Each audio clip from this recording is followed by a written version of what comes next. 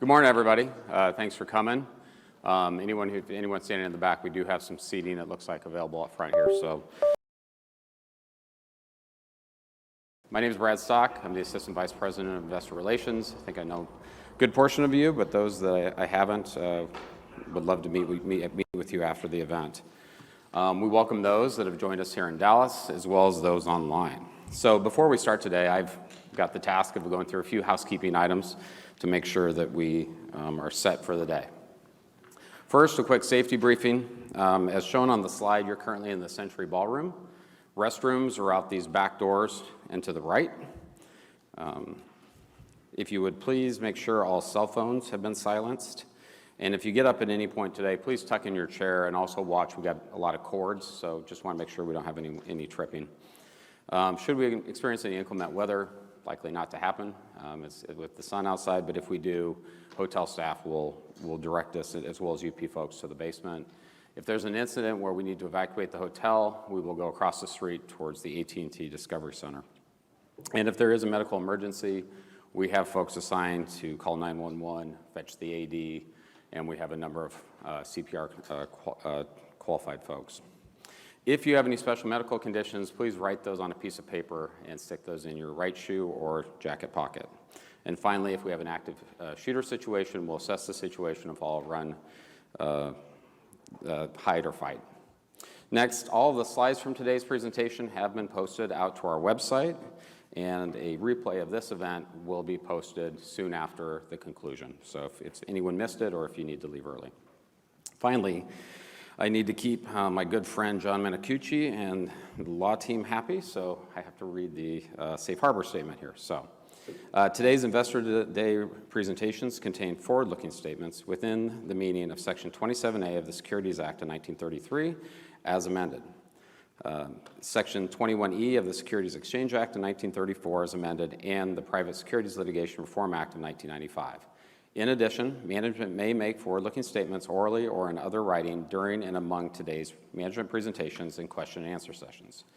These statements contain a number of risks and uncertainties. Actual results could materially differ from those anticipated by such forward-looking statements as a result of a number of factors or combination of factors affecting the operation of the business. And other risks identified in today's presentation in Union Pacific's annual report on Form 10-K in the year ended December 31st, 2023, and in other reports filed by Union Pacific within the Securities and Exchange Commission. Forward-looking statements reflect the information only as of the date on which they are made. Union Pacific does not undertake any obligation to update any forward-looking statements to reflect future events, developments, or other information. Okay, so with those housekeeping items covered, we will now kick off today's festivities. We will start with a video, and when the video is over, our CEO, Mr. Jim Bennett, will be on stage. Thank you.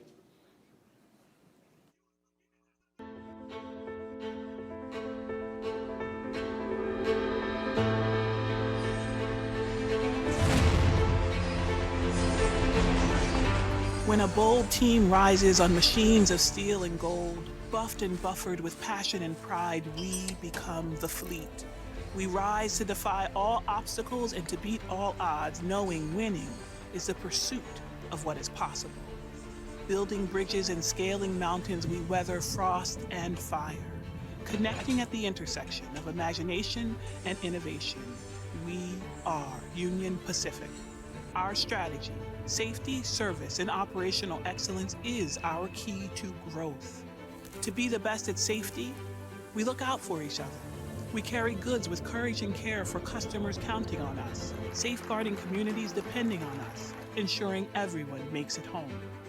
To deliver the service we sold our customers, we bring food and fuel to nourish the land, grow economies, heat homes and hearths. We energize industries, moving construction cargo, chemicals, petroleum, and plastics. We transport transportation, hauling finished vehicles and their parts for all major manufacturers. We move the world, serving all 6 major gateways, leading service to and from Mexico, sustainably connecting our continent with commerce from across the globe. We do this with operational excellence, powered by predictable precision, speed, reliability, and resilience. We are thoughtful about asset utilization, empowering those closest to the work to make the best decisions. We exercise cost control, spending resources wisely with a buffer for the unexpected. We know people make everything possible and engage our teams and stakeholders listening to their needs and investing in their success. We are legend and legacy, steam and dreams, made of the engines that shaped our nation. We are one fleet. Born from steel and powered by will, we carry the weight of the freight that fuels our world. We are Union Pacific.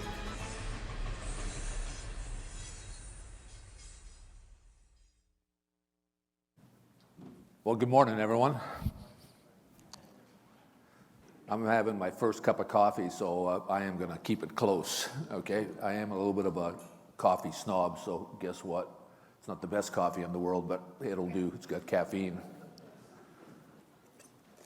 So, welcome to Dallas. Hope you enjoyed the video. It was put together, and all those words were done by Clarissa, who's our Chief Communication Officer. I think she did a wonderful job of showing who we are and what we do every day. So I think it's a fantastic video. And you can see the employees. This morning, as we're sitting here, we have 7,000 employees on trains handling the business. We have multiple thousands of people inspecting track, inspecting cars.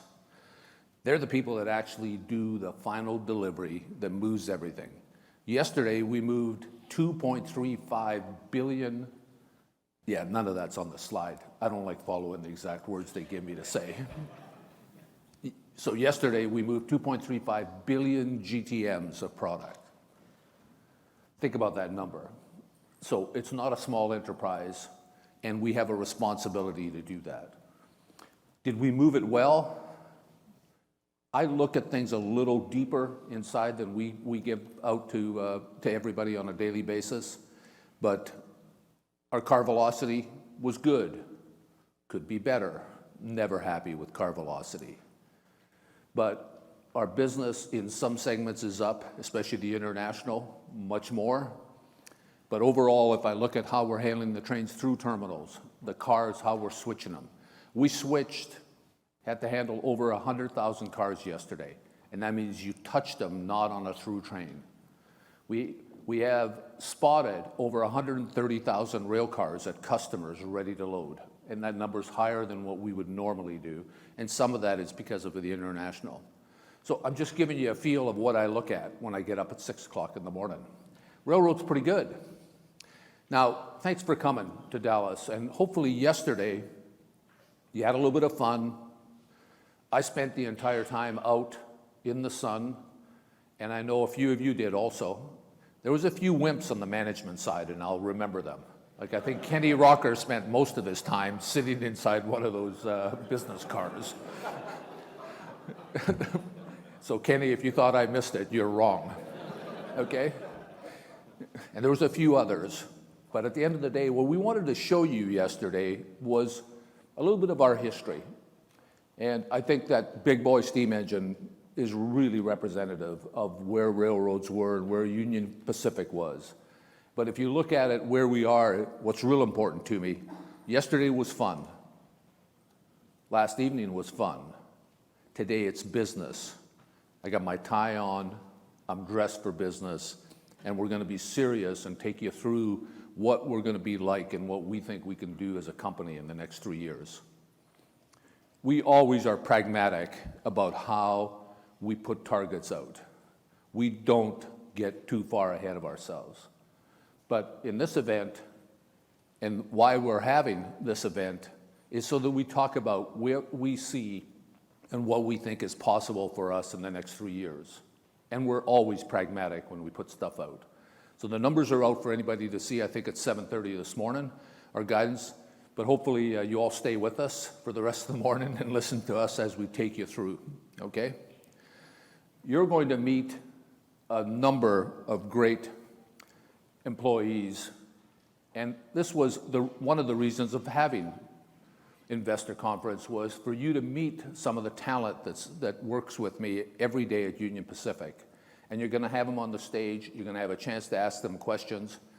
And I think it's a great way to get to know the team and see the kind of talent that we have. Also, why in Dallas? We could have, and I joked around about it last night at supper, but seriously, Dallas is important to us. It's in the top 10 fastest growing metro areas in the US. We also serve 4 of the other 10, whether it's Phoenix, and we see the growth and we're investing. So I could go through them, Denver, all the communities in the West and the big cities that we serve. And for us, that's real important. What do we do in Dallas? We have 2 intermodal facilities. You saw one of them yesterday. Mesquite is another one, and it's placed because of the size. Normally you would never have 2, but it's placed there because of the size of the Dallas-Fort Worth Metroplex. And we have a great classification yard. This morning, the dwell was 18.5 hours. That's a pretty good number. I know you'll never hear me say fantastic number because there's more to give, but it's a pretty good way to say that every car that went through there, and they humped close to 1,800 cars yesterday. You also notice that we want to use, and you'll get more detail as you go with the team, we're talking about what are we going to do with some of the land that we own, and how can we bolt on businesses to bring more products to the railroad, but also leverage that for ourselves if we think it helps us grow the business. And it's not just intermodal. We spent a lot of money, and you'll hear that from some of our senior VPs, and I'll leave it for them to explain. But welcome to Dallas. Thought it was great. So who are we? What kind of culture do we want to have in the company? And these 3 events in history tell you a little bit about who we want to be, okay? So I already talked about, I want you to meet the team, and I think our strategy is clear. It's safety, service, operational excellence, and I'll take you through that a little bit. So let me take you back in time. By the time May of 1953 happened, there was 15 expeditions to try to get up to the top of Mount Everest, and they all failed. The first one being in the 1920s, with Mallory in 24 disappearing until his body was found on the side of Mount Everest. But if you think about it, those people, there was a lot of divergent point of view on whether it was a smart thing to do and whether you could survive at a mountain that is high enough that the jet stream hits it at the top, at 29,000 plus feet. But they were sure, and mankind pushes. Now, are we trying to climb Mount Everest? No. But on the 29th of May, a Sherpa and a New Zealander climbed to the top and opened up a different view of how the world could be. And mankind always, and humankind, pushes the envelope to see where they can get. And for us, we no longer look. I don't listen to people when they tell me, well, coal could be a problem. So what? What do we do to make sure we make that up? We do have a great railroad, and we should be able to use our railroad and our network to grow. So it's all about what's possible. What's even crazier is there was an Italian from northern Italy, Reinhold Messner, if anybody follows, it's a great book to read of his. Okay, and he talks about, he wanted to go up to the top of Everest, 29,000 feet with no supplemental oxygen. And everybody thought he was crazy. You can see one of my passions in life. That's why I've been to Mount Everest Base Camp 3 times. Okay, and I went up a little bit, and it's not a big deal. That's not what we're here to talk about. But at the end of the day is this guy decided he's going to go up to the top with no oxygen. And did he make it? Yes. Everybody, doctors that studied it said, your brain's going to implode. You're going to have permanent brain damage. You're going to have a real problem. And Reinhold Messner is still alive in northern Italy, okay? And that's what we want to do. We want to push the envelope, and that's who we are. It's what is possible. So if you want success, you need to make sure that you lay the foundation. And you can see this on what we've been able to do in the last 12 months, June 30th. And we could have updated the slide, nothing's changed, and said it was as of yesterday, but sometimes, it's good to just hammer down a time frame and do it. It basically aligns with the time frame. But our injury rate's down 22%, our freight car velocity's up, our terminal dwell's better, intermodal service performance exit up 11 points, so we're delivering better service. That's the foundation. Now below that is about another 100 numbers that I look at every morning on a quick summary. And that's important is that we are all aligned in the company. Those numbers are available to everybody that operates the company. There's no secret. So when I tell somebody like Hunt Carey, who some of you were on the bus with yesterday, I don't like how fast your car velocity is on intermodal, I'm sure he's looked at it before me, so we don't have a lot of discussion. So what are we selling? What's our advantage? You heard me talking about coal and the way we should look at it as leverage. If you look at this map, what this map tells you is that looking at the 23 states, we have a cross-section of business that is used in the industrial production and the consumer across the entire 23 states. And of course, we partner with Canadian National and Canadian Pacific, Kansas City to go into Canada. We partner with short lines. We partner with CSX and NS to go east. But for us, our origination franchise is real important. And let me just take a minute to go around. I think we've got a franchise that is the best when it comes to that crescent from New Orleans and the petrochemical industry from New Orleans all the way to Brownsville. And it continues to expand, and you'll hear some of that people are putting in more products in there. You can see the grain business that we have in the American plains. We have plastics in places. We have coal that still operates a number of trains every day. The West Coast, we've got, if you go to Los Angeles, not only are we handling a lot of consumer products, we have the big international ports of LA and Long Beach, plus our own domestic business in there. And I could keep on going, lumber, steel, tin, so industrial products of all sorts.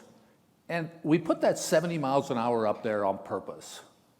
We actually do build our railroad unless the curvature is too severe to be able to operate our freight trains at up to 70 miles an hour. And listen, they don't all operate at 70 miles an hour.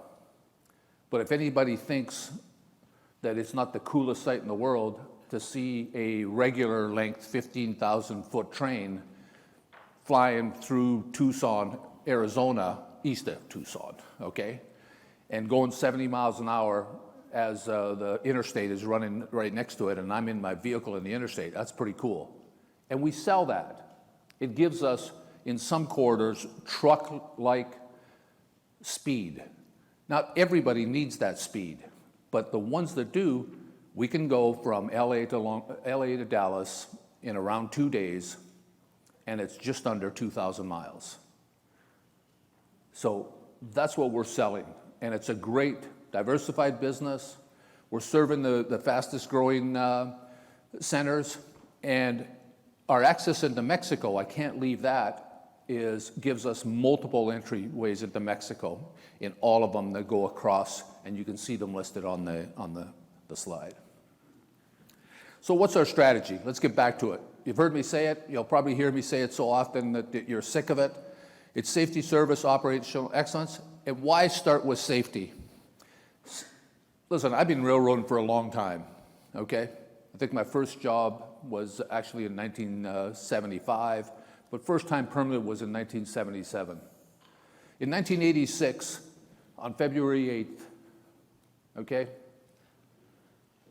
there was a head-on collision at the railroad I used to work on where a passenger train ran in and a freight train collided. 23 people from my hometown of Jasper, Alberta, a lot of them were on that train and died. The head-end crew, I still remember their names. We never sacrifice safety for what we have to do. We spend for training, we spend on technology, and we make sure that we have all the tools to be the best. I can name you the people on the train. There was Amo Miller. I'll stop there. So safety is the foundation of everything that we do. Now, are we safe as a railroad? Yes. You could take a train of ours and run it around the equator 49 times before you would have an incident, a main line or an incident in the siding. So we are safe. We are the safest ground transportation method of moving cars anywhere. What's service? Service is what we sold the customer. Some of them want high speed, some of them want timeliness, some of them want consistency, some of them want Monday to Friday service only, some of them want 2 time a day service. So service for us is what we sold the customer. And that's important that we don't lose sight of it. Now for the public, we have to tell everybody, and we do, we provide an index that says how are we doing. But at the end of the day, we look at that as a guide. More important to us is what have we done to the individual customer? And if you want to grow the business, you need to be able to handle that piece and deliver at a high level. The parcel, we won with UPS last year, the carrier that had the best peak. And we didn't win that by accident. We worked hard to do that, and we have the railroad to do that. And we want to win it again this year. And that, during peak, UPS expects us to be just about at 100%. So we have that capability. But listen, a customer that is shipping fertilizer to a storage facility in Portland that has 150,000 tons of capacity looks at timing a little differently than somebody like a UPS or FedEx or one of those. And that's what service is.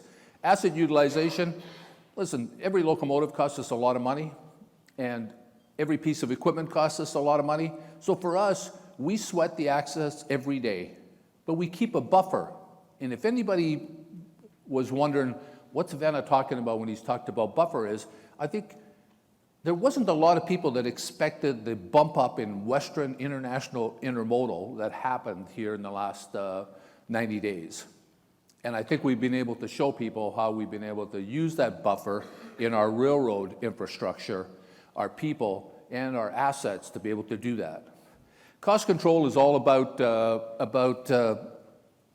I have a mantra that I tell everybody. Think about it as if you are spending your own money. And listen, I gotta have a little bit of fun, okay? I'm in work mode, I'm serious, but we gotta have a little bit of fun. So I forgot my ties. And I was gonna wear a tie for supper last night. So I unload my suitcase and I go, son of a gun, Venna, you idiot. Because I'm a process guy. When I pack from my feet up, right? That way you don't make a mistake. So, but I must have, something got to me and I stopped at some point. And son of a gun, I open it up, I go, I don't have a tie. Well, last night I was okay, but this morning I wanted a tie, so I asked some of the people that are here to help me. I said, would you guys mind going out to get a tie? So I don't know, they're crazy. They went to Neiman Marcus. Now, it's a nice tie, but I don't usually spend that kind of money on a tie.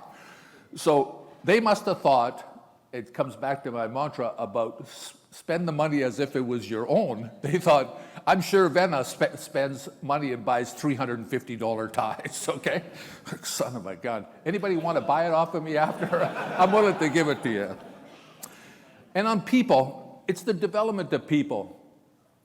And the reason I started with telling you how many people were out there working today is we're in an office environment. They're out there working. Some people didn't like the heat yesterday. We have people out there operating at 100 plus degrees and at 20 below the weather. It's an outdoor sport. And we do everything we can to retain people, which our retention is real high across the board. We don't lose a lot of people once we hire them. They're great jobs. The benefits we provide are top-notch, as good or better than anybody. So we need to continue to develop, and I look at the people not as unionized in management. There's a group that are covered by the union, but at the end of the day, they're employees of Union Pacific. So we want to pay them all well. We want to give them a good work environment. We want them to succeed.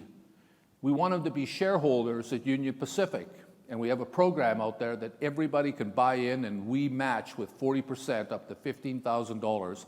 And I'm proud to say that now we have over 40% of our people that work at this company that are owners of Union Pacific shares. And for me, that's really important because I want them to be part of the business. I want them to be successful just as the company is. So that's our vision and strategy. I wanted to talk this slide, and I purposely put this one here. I give it a lot of thought, and I wanted this in. It's the balancing that we have to do every day at Union Pacific. The customer expectations are we live to what we've agreed. We deliver on that. And we have to do that. And at times, that customer expectation and what we've promised that we're going to do is going to impact our operational performance a little bit and our financial success. We want to price, but we want to price right. We want to do things that are set ourselves into the right place of where we are. We think we have the capability to price, but you can't do that across the whole board easily, and you have to be smart about what the market gives us. On the operational performance, you don't want to be so lean that you can't handle the normal variations of what happens in our business. Listen, our business drops, the amount of cars released on every weekend is normal to see it drop 15, 20, 25%. So think of the capacity we really have if everybody released on a flatline basis over 7 days a week. But that's customers. They're paying the bill. It's pretty hard for us to move them all to do that. But at the end of the day, that's the pressure you have and expectation and operational performance. And that drives the way, and we understand what our financial success is. What's our financial success? You've seen the metrics we put out this morning and the numbers that we think we can deliver. We're very prudent, but I'm very comfortable that even with all the balancing of everything that we do on a daily basis as a company, as individuals, I'm very comfortable that we're going to be able to deliver that. So what's the agenda today? They've got this timer up here. It says 000. I don't know what that means. You think I'm going over my time? But so what are you going to see today? The agenda is Eric Geringer is going to come up. And I've known Eric since I joined the company last time in 2019, and before I went on sabbatical for a couple of years. And I think he's doing a heck of a job. He's a smart individual, understands the business. He's a little bit of an aerospace engineer kind of guy once in a while, so we have to get him back in line. But overall, I think you'll be impressed of his talent and what he's been able to deliver and what he can help with Union Pacific. Rahul is going to come up here and talk about technology. But listen, he's not going to talk about technology in the sense of there's technology out there. We look at it as what can it do for the railroad? How do we speed up the trucks going into our intermodal facilities? How do we handle it quicker?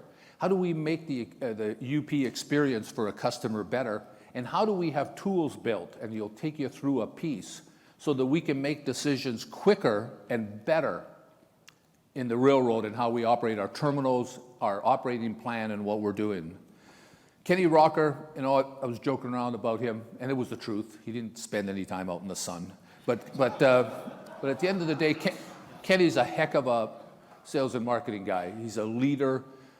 Don't kid yourself with that giggle and that smile that he has every so often. He's got this killer instinct to go win, and that's what you want. So he's good relationship, and you'll see him take through in some of his team. Beth, who's our president, and pretty cool. She's the first female president of Union Pacific. And she comes up and is going to give you through a number of products. And Beth has had a great career across the company, from labor relations to the finance side, to the customer side, to the human resource side. And listen, I think she's got a great presentation to show you what we're doing with some of the properties and everything else that we're doing looking forward. And then Jennifer, listen, I wouldn't trade Jennifer for anybody. She keeps me grounded. She makes sure that we're prudent about what we're doing, and the facts are the facts. And that's the way we are, and she does a fantastic job. So I'm looking forward to the day. You won't see me again until the question and answer panel at the end, because this day really is for you all to get a greater picture of the talent we have at Union Pacific, what our vision is of what we're going to go. So with that, thank you very much. We're going to have a little video, and then Eric is going to come up. Thank you very much.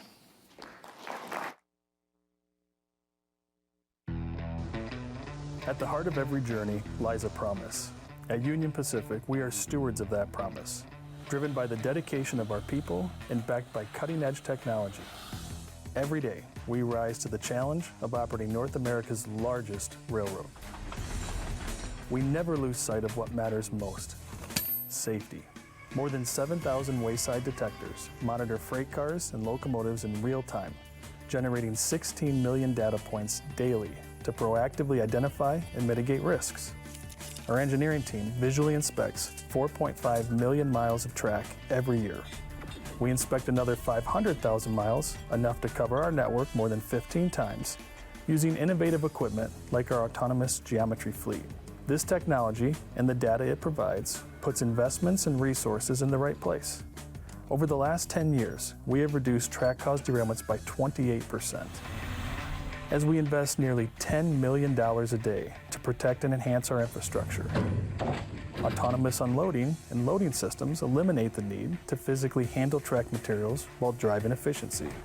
What used to take 10 days to unload 33,000 ties will now take 5 to 7 hours. Now we're exploring how we can design and build equipment that leverages similar technology to more efficiently unload rail. We're building safer trains with Physics Train Builder, enabling us to safely increase train length and deliver our customers' goods even faster. And as those trains traverse our network, energy management systems automatically adjust locomotive throttle and dynamic braking to improve train handling and optimize fuel consumption. Our entire fleet will be equipped with this intelligent cruise control by 2026. Delivering superior service grounded in operational excellence is our promise to the customers and Americans who rely on us for the goods they use every day. We're harnessing technology to drive efficiency within our terminals and across our mainline track throughout 23 states. UP Vision is our eye in the sky. This all-in-one network surveillance tool displays the real-time status of every train on the system, providing information to effectively manage the overall health of our network. Rail cars are moving faster through 19 key terminals with automation tools like SwitchPro NX. This technology integrates field equipment, back office systems, handheld devices, and digital displays, enabling a single operator to safely and efficiently switch cars. Before SwitchPro NX, employees physically threw switches to route rail cars into the correct tracks to be assembled into trains, a daily task involving hundreds of switches and walking up to 6 miles. We continue to explore opportunities to expand SwitchPro NX to locations that will most benefit our customers and employees. Remote control locomotives used in and around rail terminals boost safety and productivity by putting one person in control of a train's movement. By integrating that technology into our hump process control systems, we've increased the throughput capability of our hump operations by over 20% without adding resources. At our major intermodal terminals, precision gating technology automates check-ins so truck drivers can quickly get in and out, in most cases eliminating wait times. And outside Chicago, 5 wide-span cranes integrate AI to semi-autonomously load and unload intermodal containers on trucks.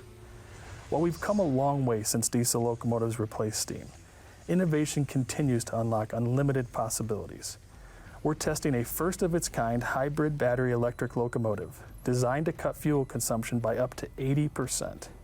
And we're the first Class 1 railroad to modernize the big 3 core operating platforms: Positive Train Control, Computer-Aided Dispatch, and most recently, NetControl, our new transportation management system. NetControl opens the doors to leveraging real-time data and the power of AI to build new decision support tools, like Terminal Command Center, which provides real-time insight into terminal performance to drive smarter decision-making, and our network planning platform and optimization tools, which enable us to quickly integrate transportation plan changes while removing car stops from our manifest network.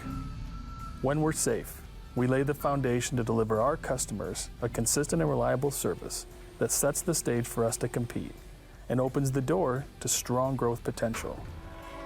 We're on a journey to be the best, powered by the right plan, innovative technology, and the best people in the industry.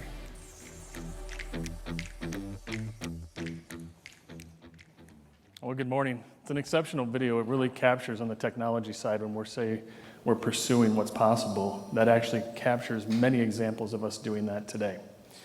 Now, as I think about Union Pacific, I focus on the fact that we are a truly exceptional company. It's actually what attracted me to UP 19 years ago.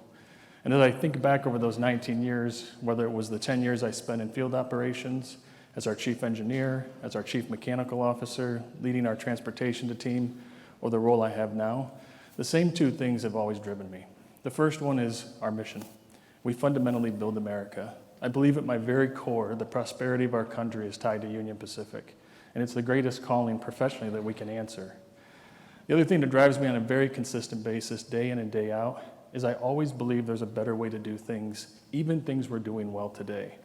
If you talk to some of the people in the room that I work with on a daily basis, they'll talk to you about the fact that I always ask them, okay, even when we're doing good, what does great look like? And really reinforcing to our team, that's the culture we want to have.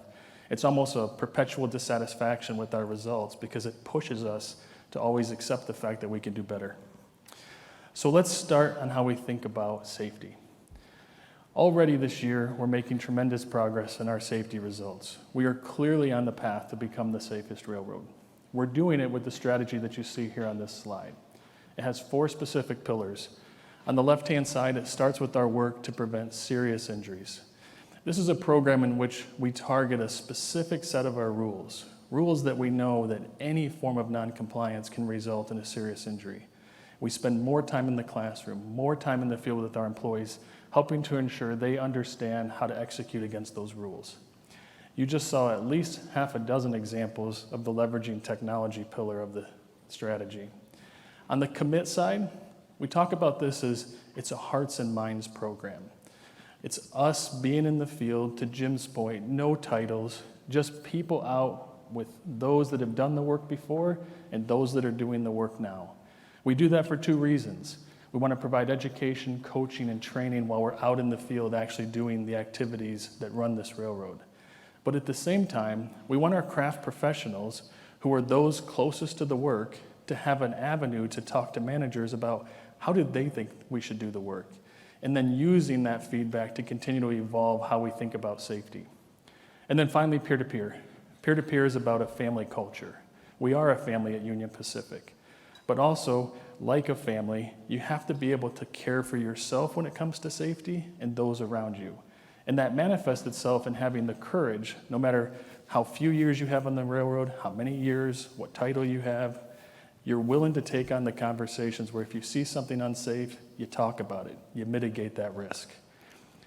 The proof that we have already that this is working is serious injuries year to date, down 25% versus same time last year. Our derailments down 15% and our personal injuries are down 22%.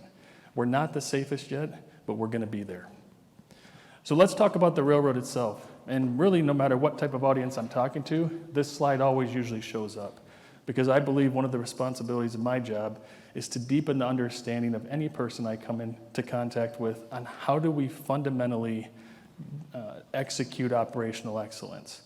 Because for us, what that really means is how do you operate our complex 32,000-mile outdoor factory? And what you see on the screen are all the building blocks to accomplish that. And my hope here is that I'm going to deepen your understanding of how we do that on a daily basis, because it feeds everything else you're going to see. So we start in our blues. This is the literal foundation of the Union Pacific because it's our infrastructure. You know, we talk about 32,000 miles, but did you know that we have 110 million ties that we have to maintain and renew across our railroad? That's enough ties to go from here to the moon. We also have 89,000 miles of rail. We could wrap that around the equator of the Earth 3.5 times. And of course, we have 16,000 bridges, enough that if you actually stacked them end to end, you can walk from Omaha, Nebraska, and never touch the ground until you get to Colorado. We then, of course, have 273 terminals. Those collectively form the foundation of our service product. But when you think about our service product, you then have to get into the purples. because this is really where the volume comes from and where the volume goes to. If we think about our ports as an example, PNW, LA, and Houston, on average, 1.6 million carloads come from those ports every year. If you then expand a little bit beyond that and you look at the interchange points that Jim mentioned, 2 in Canada, 6 in Mexico, hands down the best interchange franchise of any railroad. And as a result of that, we get about 1 million carloads every year that come across those 8 interchange points. And we don't only interchange with Canada and Mexico. Inside our 32,000 miles, 600 different locations where we interchange traffic on a daily basis. And we do that with 260 different entities that range from short lines to other Class 1 railroads. And then finally, we have approximately 10,000 customer facilities that we serve. It starts to give you a better feel for when we talk about operational excellence, what do you actually have to do to accomplish that? Then you move to the reds, and the reds are some of the most important because they are fundamentally how we move freight. You start with our locomotive fleet. We've talked to you before. We have about 3,500 locomotives in our mainline fleet. Each one of those locomotives has about 200,000 parts. Each one of those locomotives on average will go 81,000 miles in a year. As a result of that, we perform 3 million inspections per year in our locomotive fleet. That generates 6.3 million specific maintenance tasks that have to be done to ensure that they're reliable to deliver our service product. On the car side, a fleet of 343,000 cars in our inventory, 2,000 parts per car, 81,000 to 84,000 miles traveled every single year. 13 million inspections are performed and 1.6 million repairs performed every year, just so we can ensure that we have the cars our customers need and they're reliable. Then you move to the oranges, and this is what ties it all together, specifically our transportation plan and our locomotive plan. Up to this point, we've talked about asset classes, tracks, signals, bridges, terminals, locomotives, and cars. The T plan and the L plan, which is what we call them, that's what actually connects everything. That's what dictates on a daily basis the trains we run, how long are they, how many locomotives they have, where are the locomotives in the train, how many mechanical repairs do we have to do. And then, of course, you have the yellow, crews and dispatching. On a daily basis, we're dispatching 2,500 plus trains across our system.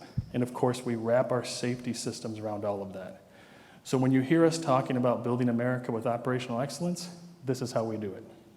And these are the results of that work. When we think about service, it's what we sold our customers. Operational excellence is how we deliver that service, and king among the way we do that is terminal dwell and car velocity. You can see the results over the last 8 quarters in the top 2 charts. You can see the trend of continuous improvement through all 8 quarters. That is critical to our service product. The faster we can move cars into a terminal and back out of a terminal, first, we generate capacity. Second, we generate car velocity. Car velocity drives fluidity. Fluidity is what drives our service product. When we get bogged down in parts of our railroad, that is a massive headwind for our service product. It's not what our customers paid us to do. So our job every single day is to look for opportunities. And you can see the results on the service side. Again, same trend. As our terminal dwells come down, car velocity's gone up. To Jim's point, it's never good enough. I'm not happy with the 214 we had this morning on the 7-day. Right? It should be more like a 220. But you can see the results on the service side. And we hear that feedback from our customers that they're satisfied with our service across the system. So now when you think about inside of that, how do we think about productivity? And I always talk about the fact that I think some people, not all people, they have a misunderstanding about productivity. When they hear the word productivity, they think just dollars and cents. That's actually not why we focus on productivity at UP. Productivity is about growth. We know from all of our history and current state right now that the more productive we are, the better we put Kenny and the team in positions to compete, not only for the markets of today, but for the markets of the future as well. And you can see we're doing that. On train length, right? Continuous improvement. 2nd quarter of this year, best quarter in the history of Union Pacific. That included the best month in the history of Union Pacific, which was June. However, the thousands of people that are out on the railroad today, they said that wasn't good enough. So in July, they beat the best ever. And then in August, they beat that. TrainLink will continue to be a very important productivity initiative for us from a capacity perspective, a dollars and cents perspective, and a service perspective. Top right, locomotive productivity. Lots of things go into locomotive productivity, but two are far bigger than everything else. One is our fleet size. All the work that we've done over the years to ensure that we keep that fleet as lean as possible while still maintaining a buffer that we'll talk about in a minute. The other big item is locomotive dwell in our terminals. And it's a simple measure. Right? We don't complicate things for our teams. It's the time between when the locomotive arrives in the terminal and when it leaves the terminal. If you go back and look 4-ish years ago compared to now, we're down about 35% in our locomotive dwell. 6 of those 35 points have been delivered in just this year alone. That's a testament to all of you that we still see opportunities on a daily basis today, even in something that we've improved 35% on. Workforce productivity, large increase in 2024. But most people think about workforce productivity for transportation. And while clearly there is transportation productivity in there, don't forget the mechanical team. Best record ever year to date on their head count per asset being either a locomotive or a car. The engineering team, you just saw examples of their continued work to automate operations, which dramatically reduce the number of people that we need while improving the safety of how we do the work. And then fuel consumption. Good trend. You see it leveling out a little bit here over the last 18 months. There's people in this room specifically that have the best list of our portfolio of initiatives for reducing our fuel consumption. In fact, it's the best that I think we've ever delivered. It focuses on things that start with fleet size, but then it focuses on EMS, which we've talked to this group about before. EMS is one of those systems like PTC. You can keep bolting on improvements, even going all the way down to the anti-idling technology that we're working to be able to get on our locomotives. So we've got opportunities in all 4 of these, and that's one of the most important messages I would ask you to take away. So now, do we have the actual capacity to grow? Definitively, yes, because you need these 5 things to do it, and we have them. On our mainline capacity, we've invested over the last 5 years more than $900 million. Those investments are usually in 3 things. It's either the construction of a new siding, an extension of an existing siding, or the adding of double track. And we'll talk in a minute about where we're doing that over the next 3 years. Terminal capacity. I want to be really clear here. Terminal capacity starts with process improvement. It's the work of thousands of people every single day to once again look at how do we do it today, where do we see the opportunities, get them on the railroad, and let's keep moving that metric in the right direction. In addition to that, we've invested nearly $600 million over the last 5 years in most of our manifest terminals and some of our intermodal terminals. I say most from the perspective of when you think about a project like Inglewood at nearly $125 million that we've spent in a phased approach, those are big investments for us, and they have big returns because the commercial team continues to drive growth out of the Gulf Coast region. Locomotives. We still maintain a fleet of about 500 that are buffers, staged across the system in certain locations, and you can see us actually using them. When we had the hurricane that most recently hit down in the Gulf Coast area, we pulled some locomotives out of that fleet so that we could pick that car velocity back up. With the international intermodal that Jim mentioned, we're using some of those. That's why they're there. They're there to deal with variability, they're there to deal with seasonality and our volume, and most exciting of all, they're there to deal with the business development wins that Kenny and the team are bringing to the railroad. From a people perspective, it's the same thing. We've got extra crews surgically and thoughtfully placed around the system that we can call upon for growth. And then, of course, for freight cars. Not only do we have cars stored across the system, we're still investing hundreds of millions of dollars in our fleet. Some of that investment is to replace cars that have aged out. Some of that, once again, is the business development wins that Kenny and the team are bringing to the railroad, and there's no better reason to buy cars than that. So let's talk about those investments on our main line and our terminals over the next 3 years. And I'm going to underline that. This is over the next 3 years. Some of these projects have actually already started to be constructed. We start with our dots that show as green. These are those mainline projects, siding extension, siding construction, double track.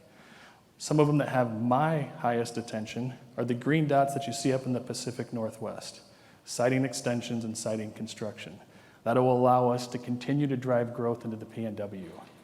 What I'm equally excited about is on the Sunset. You can see some green dots on that. In 2025, we're going to recommence with doing additional double track on our Sunset route. We've got about 127 miles of still single main track down there.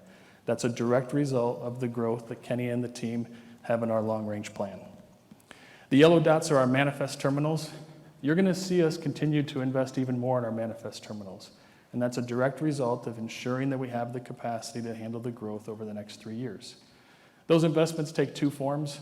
At the most basic fundamental level, it's going into a yard, extending tracks, adding new tracks, or as we'll talk about in a minute, implementing new technologies, some of which you saw in the video, all with an eye towards generating capacity.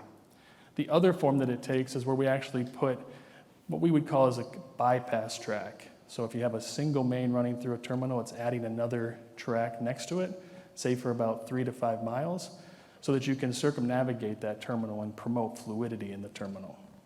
And then finally, the intermodal. Carrie and Kenny are going to talk about this at length, but in addition to the 1 million lifts that we've added of capacity over the last 4 to 5 years, we still have investments that we're making, and they're investments that are all tied to growth that's on the railroad and coming to the railroad. And then finally, as you think about that growth, it's one thing to say we're building things, but we don't want to just be that company. We want to be the company that takes great pride in the manner in which we build things and the service product offerings that we put on the Union Pacific. These are 4 examples of many examples where we're demonstrating better than we ever have before agility and speed. Up on the top left, the LA Basin, the Inland Empire, an area in which it's just inundated with warehousing. We've created an approach in which we've repurposed part of a yard, which is our West Colton yard, and through a phased, which means judicious investment strategy, we build some, Carrie and the team fill it up. We build more, Carrie and the team fill it up, and that's exactly what they've done there. We started at 25,000 loads per year, and now we've got 140,000 loads, and we're building to nearly 250,000 loads. Same thing with Phoenix from the perspective of speed. Old UP, 4 or 5 years ago, if we had said we want to have a new intermodal terminal in Phoenix, it might have taken us 2 years to do that. As Carrie will talk about later today, it was a fraction of that time. On the right-hand side, you see our service products that are new to the railroad. Once again, not spending weeks and months and quarters developing these.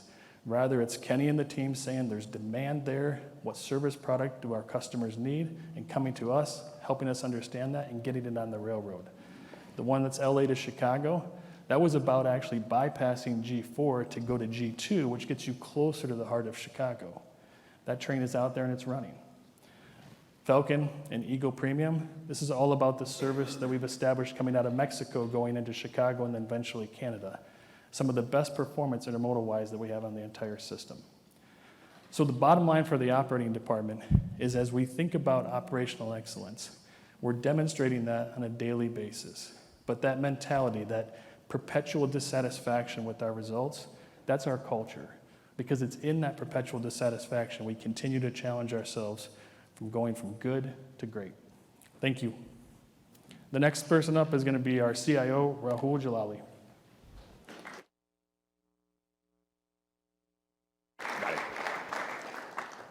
Good morning. I'm excited to talk with all of you today. I've been at the railroad for nearly 4 years, and prior to that, spent 24 years at Walmart. And these experiences really define my worldview, which is focused on being customer-centric, be operationally efficient, and running safe, secure tech. At Union Pacific, we always start with safety, and in my world, that includes cybersecurity.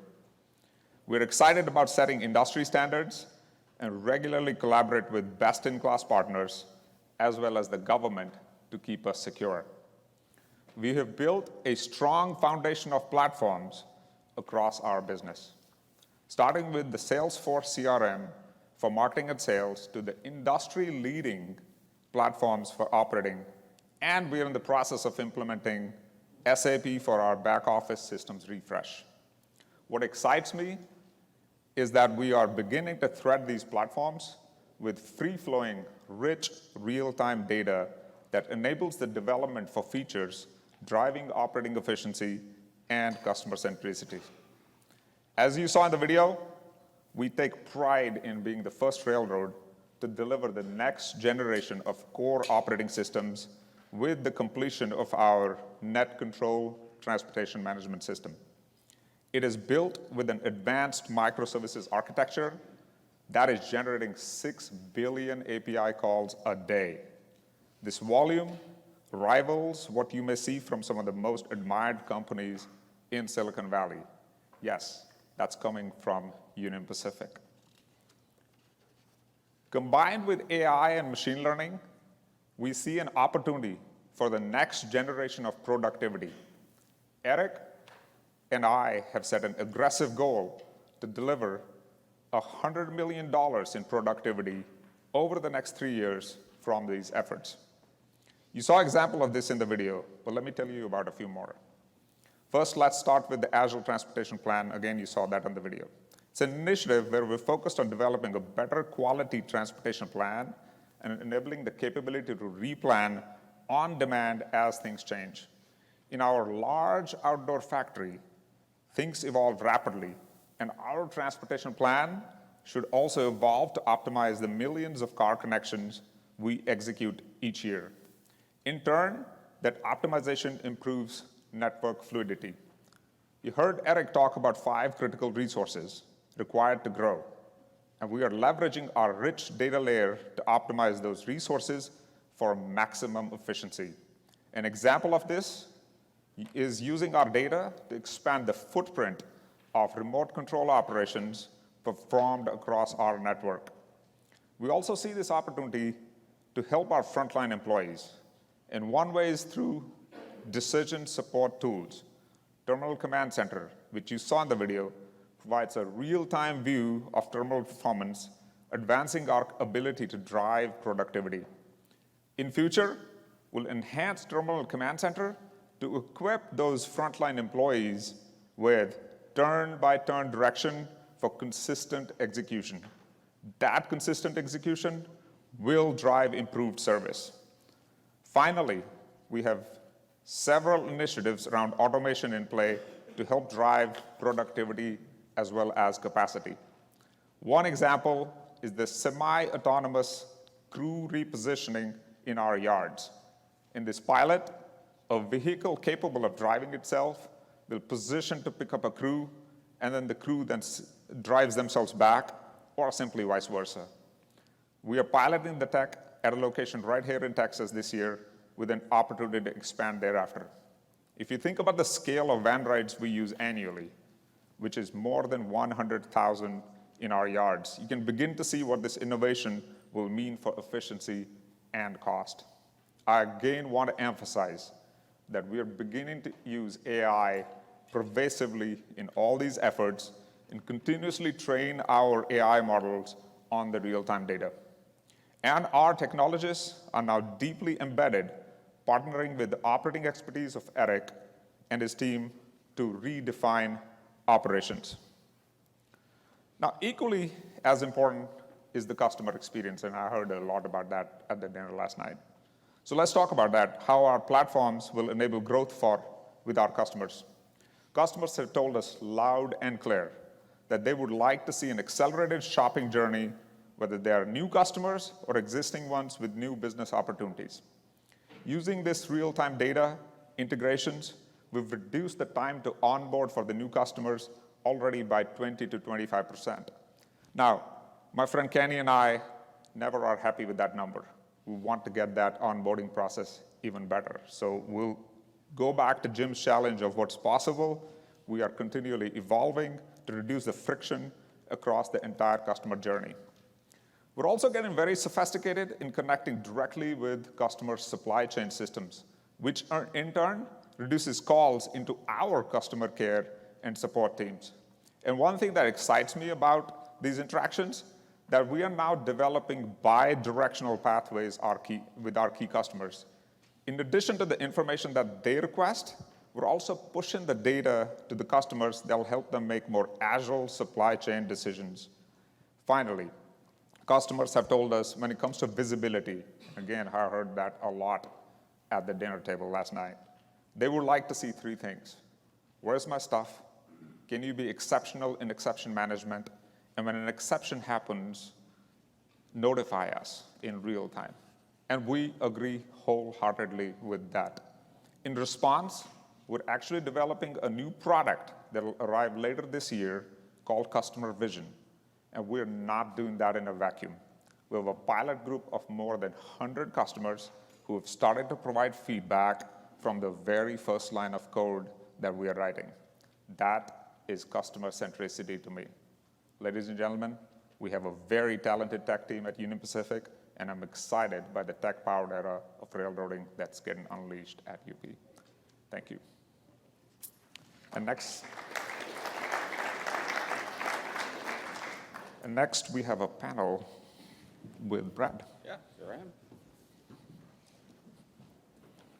Okay, so as some new faces get situated here with Eric and Raul, before we take questions from the audience, I do want to allow these new speakers to kind of get involved in the conversation. And so before they answer a question I'm going to ask of each of them, I will ask them to kind of introduce themselves and give you a little bit about their background. So starting here first with John and Stephen, we've heard from both Eric and Raul and saw in the video how technology is evolving to drive productivity. So can you help us understand how on a day-to-day in your world, how you see that playing out and how you see productivity being driven?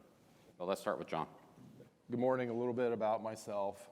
I began my railroad career 27 years ago on the ground. What that means is I switched cars and classification yards, and I moved trains from terminal to terminal to begin my career. One of the things you've heard Raul talk about it, you saw it in Eric's video.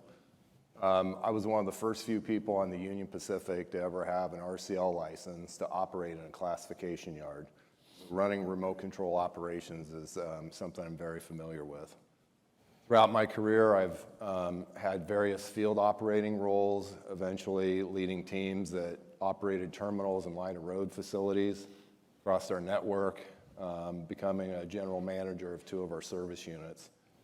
I've had a number of what I would call network roles as the head of our service design team, who's responsible for building the transportation plans for our customers, as well as being the head of a group that was responsible for the strategic plan of our 5 critical resources.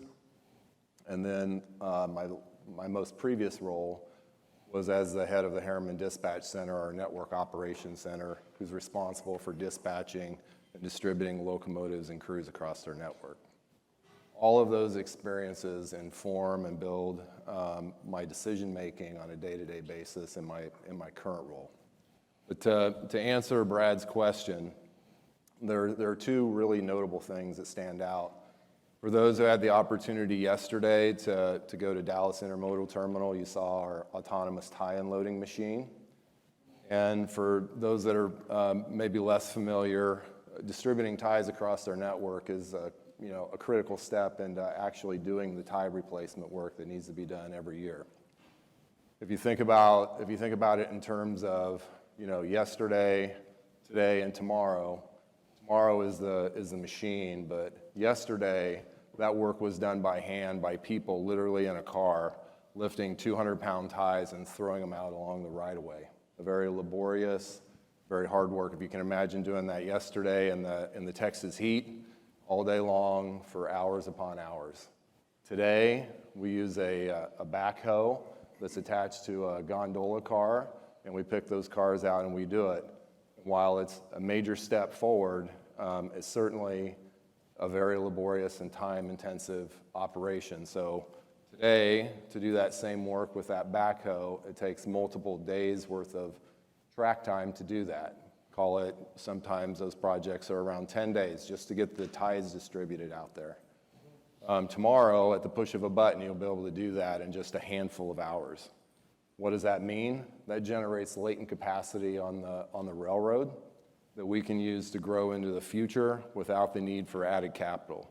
It's a huge, in addition to that, obviously there's workforce productivity associated with that, so something we're very excited about. In addition to that, the second thing that comes to mind is a new tool working with Raul's team and the network planning team. Is the integrated transportation planning tool. And that tool really takes the planning of our transportation plan down to, minimizes it to maybe just a few hours. So you can use that both in a tactical sense and in a strategic sense. In the tactical sense, when we have major service interruptions, being able to come up with a plan that will minimize the impact to our customers is paramount if you're going to have a multiple day outage to try to serve our customers well. We can use that tool to speed up that process and reduce the iterations that it takes to get the plan right for those circumstances. On a strategic level, you hear Jim and others talk about reducing touches in our yard or reducing car connections in our yard. So Jim started off the day talking about the number of cars that we handled. If we can reduce those touches across our network, we can speed up the cars, improve the reliability, and compete for business that we might not have been able to compete for in the past. Thanks, I John. don't turn it over to Stephen. All right, thank you, John. So I started my career about a little over 19 years ago, kind of a similar path that John had. I started out on the ground and worked various, switchman, brakeman, conductor. I as well was an RCL operator as well, and then moved into my management career and had the opportunity to work various field positions. I too had 2 general manager positions in the field with our South Texas service unit and our Mid-America.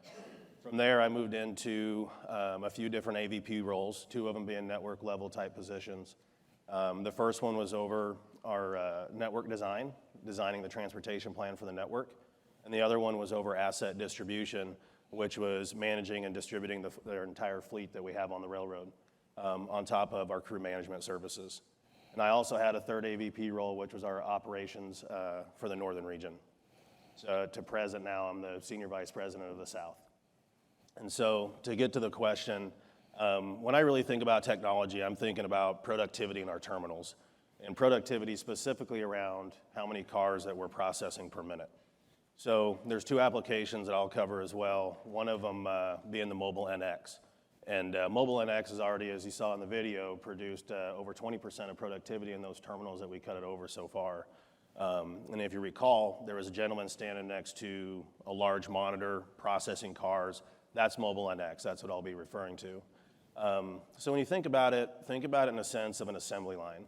So Mobile NX, in the essence of an assembly line, there's 10 people on an assembly line producing X amount of widgets in a shift. Now relook at that assembly line and think about now 4 to 5 people doing it versus the 10, but producing more widgets in their shift. So that is Mobile NX inside of a railroad, inside of our rail yard. So what used to take us 2 to 3 people to process now takes 1 to 2, altogether processing more cars per minute. So the next application I'd like to cover is the hump computer systems that you saw in the video as well, specifically though the application of variable speed. So if you think about how we used to process cars historically inside of a hump yard, it was a stagnant speed, call it 1.6 miles an hour. So with variable speed, based on a lot of different inputs, based on the cut that we're processing, that now will fluctuate anywhere from, call it 1.6 to 3+ miles an hour. Again, allowing us to process more cars per minute. So when you think of it in terms of productivity, there's a lot of benefits there from the growth standpoint, but you also got to think of it from it drives consistent and reliable service through the ability to be better in our connection performance, but also recoverability. And recoverability becomes really important when we deal with variability, kind of like what we've had in the South just last week with Hurricane Francine. So having that recoverability and be able to process more cars per minute speeds up the service that our customers expect from us on the recovery side. So really excited about the technology and what it's doing for our terminals, and we're really just getting started with these cutovers. So looking forward to the future and the additional productivity gains that we're going to get from that. Cool. Thank you. Thanks, Stephen. Carl, your team is responsible for the company's operating metrics. Where do you see the most opportunity across the network to drive better freight car velocity and improve SPI? Thanks, Brad. First, I'll say I started with Union Pacific about 18 years ago, a little over 18 years ago, as a management trainee in Denver, Colorado.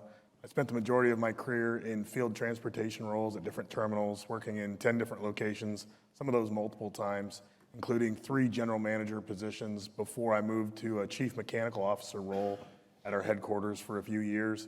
And now I've transitioned into the head of network planning and operations, where we design the transportation plan, we do capital and resource planning, and we run our measurement systems as well as our joint facilities in terms of how we work with our interchange partners. To answer your question, Brad, I'll start by saying delivering the service that we sold our customers is really all about executing on our fundamentals and leveraging technology to help us do so. In our manifest network, car velocity opportunity is all about making car connections at our terminals. We have to execute on our switching plan, our train build plan, and we have to effectively manage our assets to make those connections. We're using technology like net control and terminal command center to improve our decision making and to be more predictive in planning. And at the same time, we're giving real-time information. We're putting it directly into the hands of the employees doing the work through the use of those software tools and our mobile devices. Now, in our intermodal network, car velocity opportunity comes down to 2 words, and that's train speed. If to improve on our train speed, we have to execute effectively in our dispatching. We have to execute effectively at every train stop along a route. You can think of every train stop, whether it's planned or unplanned, like a pit stop in a Formula One race. Every employee involved has a role to play, whether it's the engineer, the conductor, the train dispatcher, or the terminal manager. If they understand their role, if they work as a team, and if they execute at a high level, the train stop time is minimized, we stay ahead of schedule, and we have a chance to win the race. At the same time, we're using tools like John mentioned to reduce the number of times that trains need to stop along their route. Doing intelligent blocking at our terminals and with our customers to make sure that cars can move as far into the network as possible with as few stops at terminals along the way as possible. This minimizes the transit time, it minimizes variability. It's really the combination of execution and technological improvements that will improve our car velocity and ultimately drive our service performance index. Okay. Thanks, Carl. So we will now open it up if anyone from the audience would like to ask a question. We'll start here with Tom, where you have someone bring you a mic. And if you can, please limit to 1 question. You got to get that in there. As well as introduce yourself. Just give your name, if you would, before you ask your question. Sure. Great, thanks. So Tom Wadowitz with UBS. Wanted to get your thoughts on the opportunity to speed up certain services on the network and how that creates more volume with customers. I think one example, I think you sped up your LA to Chicago service, took out some days. So, which parts of the network or kind of customer segments would be responsive to speeding up the network? And where in the network can you do that, where you just run the trains faster and generate more volume? Thank you. Yeah, it's an outstanding question. In fact, we were talking about that last night at our table. I think I'm going to have John answer that question. The way I would think about it is twofold. One is there has to be a need for it from the customer's perspective. You've heard us talk about we do what we say we sold the customer. So to the extent that is real, I think there are opportunities really across the board. We have 2 levels of service on the intermodal side. One of them is what we would call our premium service, which is our Z trains. And those are very challenging schedules to meet, things that we do every day. Jim mentioned that. But at the same time, if there was a need commercially from Kenny and Carrie's team to come to us to speed those up, we have the second level product, and if it was commercially viable, we could speed up those trains as well, largely broadly across the network. You saw an example when I went through the example for the Falcon and the Eagle, right? Those were both I trains before. We converted one to a Z train, and we're running that performance better than we ever have before. So to John's point, if it's there, we want to bring it to the railroad if it drives growth. Thanks, Eric. I think Chris Weatherby. Then we'll go ahead here. Thanks. Chris Weatherby from Wells Fargo. I guess I want to think about capacity that you might have on the network today and how you sort of stay ahead of what the potential volume growth opportunity might be. In particular, thinking about the 2 regions, so northern and southern, I think the growth profile might be kind of different as we look out over the next couple of years. So how do you think about the capacity you have now? Is there a way to measure that? Oh, Bobby's ready to answer that question because it's a very consistent conversation we have because of the Gulf Coast and so much growth that we have coming to the Gulf Coast. Okay. So when I think through generating capacity, I will tell you when it comes to investments of steel in the ground, that's one of the last things I'll look at.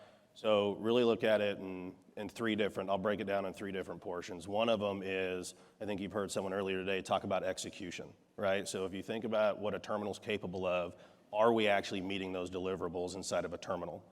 And if not, what are we doing to close that gap? And then we don't stop there because we're never satisfied, just because if we're setting new records inside of a terminal, where do we find additional minutes to reduce our tack times to be able to process more cars? And the more effective we are at that processing, we're improving our connection performance and we're organically creating capacity inside the terminals. So that's where we spend a lot of time with our work on a day-to-day basis. The second aspect, and John mentioned it earlier about eliminating touches, that's the work that we've been knee-deep in here all year in the South, looking for opportunities to run a more efficient transportation plan and eliminate the touches in the cycle of a car. So instead of staying with the status quo of having like an average of, let's just say, 5 touches per trip, how do we eliminate that and reduce one of the connections, which can ultimately almost save a day in the transit as well? That's how I think about, from an efficient transportation plan, generating capacity in the terminals. The last thing that we'll go to is actually on the investment side, because there are productivity gains that we've been able to realize inside these terminals, and we have the capacity to grow now. And I'd remind people that one of the strategies we've had in place now for the last 4 years is even when we do get to the point of that last resort in making the investments, it's almost always a phased investment, right? Ensure that we get the volume. Once we start to receive the volume, we make the next investment. Thank you. Ravi? Thank you. Ravi Shankar from Morgan Stanley. Rahul, question for you. You spoke about customer visibility tools. What is the timeline for rolling that out? And second, does that help get customers on the same page as you guys in sharing the improvement in service that you're having? Because I think there's been some friction in the past about the railroad saying we're improving service, but customers saying we don't see it. Thank you. Yeah, the first phase, Ravi, on that is coming later this year. And then we'll continually evolve. So I said we have actually formed a group of over 100 customers from across our network that's given us feedback. So we want to make it what they would desire it to be in conjunction with, visibility, where's my stuff, any exceptions. And we're going to start with the first and inform our development process based on the feedback that we get. But the first phase is coming in December.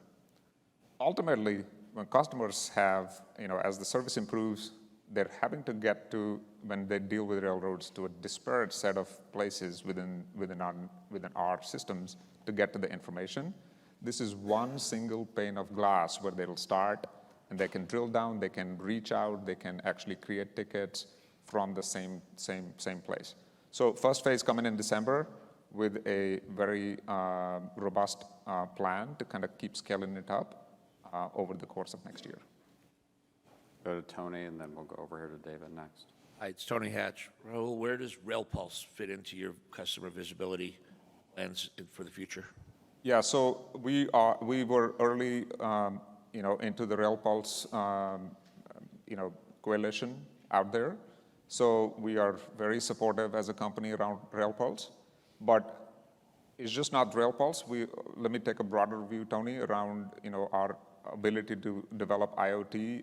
So for our container fleet, we have over 80% of our own container fleet now equipped with IoT.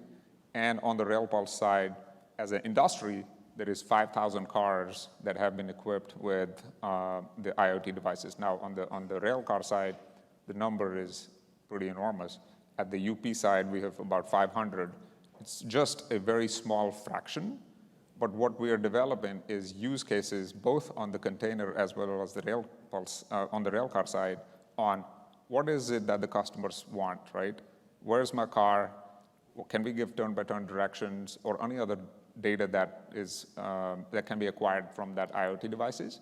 We're in the process of developing those use cases, a little bit more advanced on the container side, but applicable very much on the other side. So the speed of implementation will depend on how fast really the shippers get IoT devices put on these rail cars.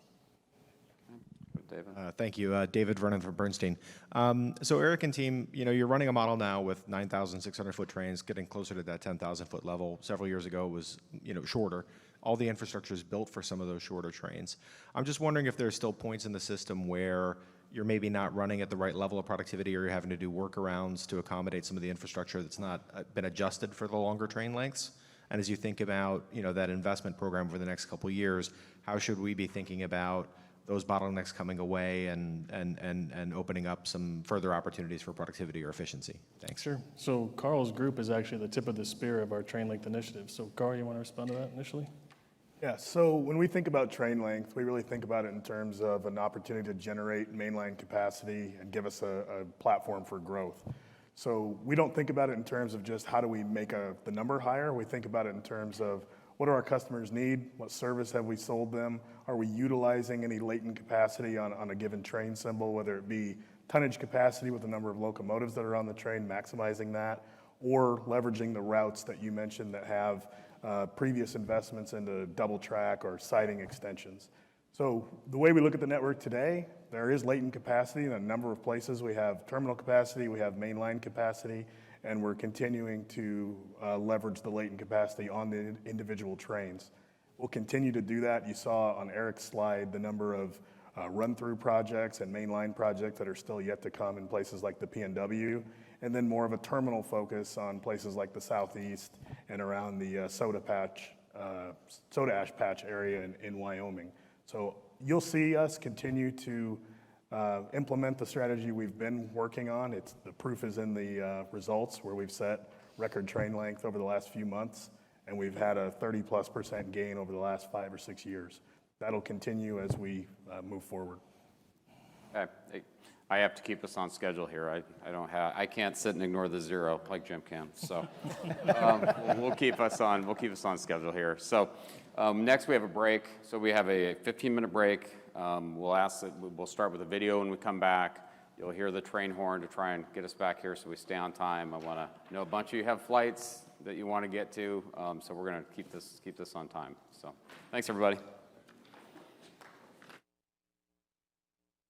We are committed to safety, service, and operational excellence. As we stretch to achieve what's possible across our railroad, the commercial team is being bold. We're hyper-focused on engaging customers proactively, and we're driven to be the first to act on new opportunities, invest to grow, and find innovative solutions to help our customers win. The emerging renewable biofuels market is providing the bulk team a vast array of opportunities, not only for the outbound finished product, but also for the inbound feedstock.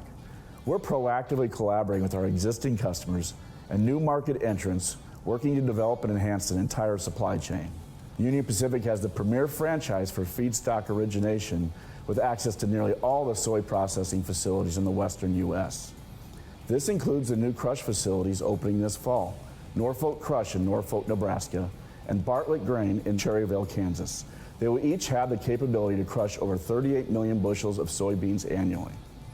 These are just 2 of the 12 new customer facilities or expansions that have come online in the last couple years to support the biofuels market. We are actively working with several other facilities that are either under construction or plan to be completed in the next few years. Over the past several years, we've seen the grain market landscape change.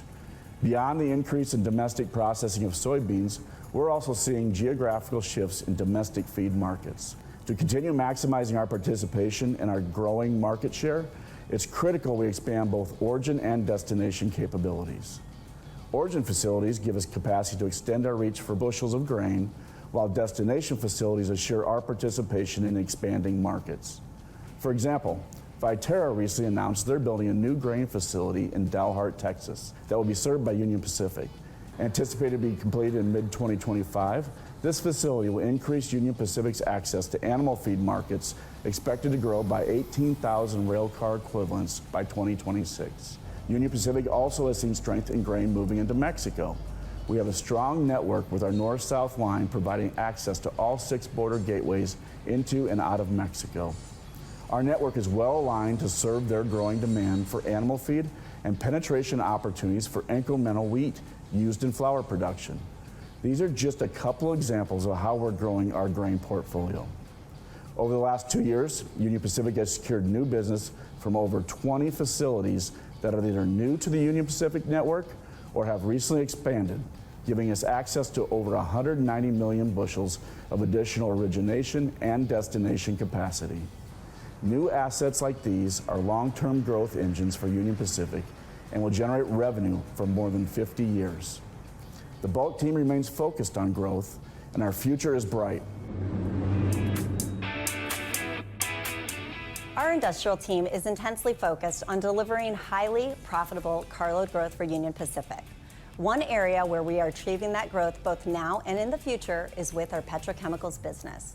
The feedstock and infrastructure advantage in the U.S. Gulf Coast has attracted a hotbed of investment, and we recognized early on that our customers would need supply chain solutions to get their products to the global markets. That foresight has helped us win. Since 2017, when the first plastic expansion came online, we have grown our plastics business, adding over 100,000 annual units. And here's how we did it. First, we leveraged our unrivaled Gulf Coast franchise with our efficient service products to our interline partners in the East and our industry-best access to nearby Mexico markets. Second, we built products to deliver export optionality with customers like KTN at Prime Point in Dallas. And third, we created the largest storage and transit network in the industry with more capacity than both of our competitors combined. It has been exciting to work with our petrochemical customers to help get their products to the markets, and the future continues to look bright. The U.S. Gulf Coast plastics production continues to expand. Over the next 2 years, 5 more expansions are coming online, and that could generate more than 25,000 annual carloads for UP. We continue to be well positioned to win by investing in our modernized and highly efficient Houston Englewood yard and adding capacity as needed throughout our Gulf Coast region to provide a safe, reliable service product to our petrochem customers.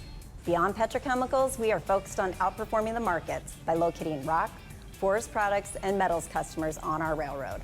Since 2021, we've worked with industrial customers on over 100 track construction projects with production capacity greater than 85,000 annual carloads. These projects will generate long-term carload growth. For example, we've seen our steel volumes grow nearly 15% since 2021, and that's a direct result of locating new mills on Union Pacific. We have a proven track record of working with customers to build sites, and we're ready to win. Another industrial U.S. commodity expanding to supply the global market is soda ash. We're seeing exciting developments in that market, similar to plastics. The largest natural deposit of soda ash is in Green River, Wyoming, and it's served by Union Pacific Railroad. Using natural soda ash has enabled U.S. producers to lower their cost with new technology and have a much smaller carbon footprint than synthetic production, which is energy intensive. As global demand for soda ash continues growing, it puts U.S. producers in a great position to supply the demand. Soda ash producers in Green River have announced 6.6 million tons of expansion that are slated to come online over the next 5 years. That's over 60,000 carloads per year. The key to winning is having an efficient export product to get all this additional tonnage to the global market. For us, that means working closely with customers to improve both loading and export capabilities, investing in sidings that enable longer trains and reduce bottlenecks. Our efficient soda ash export product is already delivering results. By running longer trains, we're handling record tonnage with the fewest trains in our history. In industrial, this is how we win, by working collaboratively with our customers, imagining what's possible, and developing winning products and solutions. We're committed to providing premium customers with fast, reliable service to key markets and investing in infrastructure that benefits both international and domestic markets, taking trucks off the road. Our Inland Empire Intermodal Terminal has been a tremendous success since we launched it as a pop-up ramp in June of 2021. We've done multiple expansions since then, including the most recent one in April that doubled the facility's capacity to 140,000 lifts. We plan to continue expanding this ramp as the market is still untapped, with 85 to 90% moving over the road. We also introduced a new market out of Inland Empire, offering 3-day service between Southern California and the heart of Chicago, competing directly with truck. Technology has been a key enabler for growth across our intermodal network. In 2021, we rolled out precision gating technology, or PGT, that allows truck drivers to bypass the check-in kiosk when entering our intermodal terminals. We're nearing completion of PGT installations at our high-volume terminals, which we call FastGate. It's used in tandem with another new technology called UP Go, our mobile app device designed to expedite the intermodal terminal experience. In addition, we've now taken visibility to the street with GPS-equipped containers. This offers customers real-time visibility, event-based alerts, and much more. In Phoenix, we opened a brand new pop-up intermodal terminal this year, competing with truck freight moving between the Southern California ports and Phoenix. Our initial focus is on imports and exports, converting short-haul truck to rail. Closer to Omaha, I'm excited to announce we're developing a new and larger Kansas City intermodal terminal that, once completed, will have 250,000 lifts to address this ever-growing market. Port Houston has seen explosive growth, and Union Pacific is ideally situated to connect imports and exports from on-dock to door. We've launched our new on-dock service, providing a direct connection from container ships to rail, linking Port Houston to 11 major U.S. markets. With nearshoring on the rise, Union Pacific's Falcon and Eagle Premium Services offers the fastest service from border to border to every major market in the U.S. and Canada, bypassing the congested border crossings with a 7-day-a-week market delivery. We're just scratching the surface with our new product and expect significant growth as nearshoring expands. And finally, linking Mexico's auto industry with the U.S. and Canada, Union Pacific's automotive network is #1 in the transportation of finished vehicles and automotive parts. We offer extensive coverage, cross-border efficiency, and a commitment to safety, security, and sustainability. Union Pacific's premium business team is dedicated to delivering reliable, innovative solutions that will enable market growth now and well into the future. The team is energized, and so am I.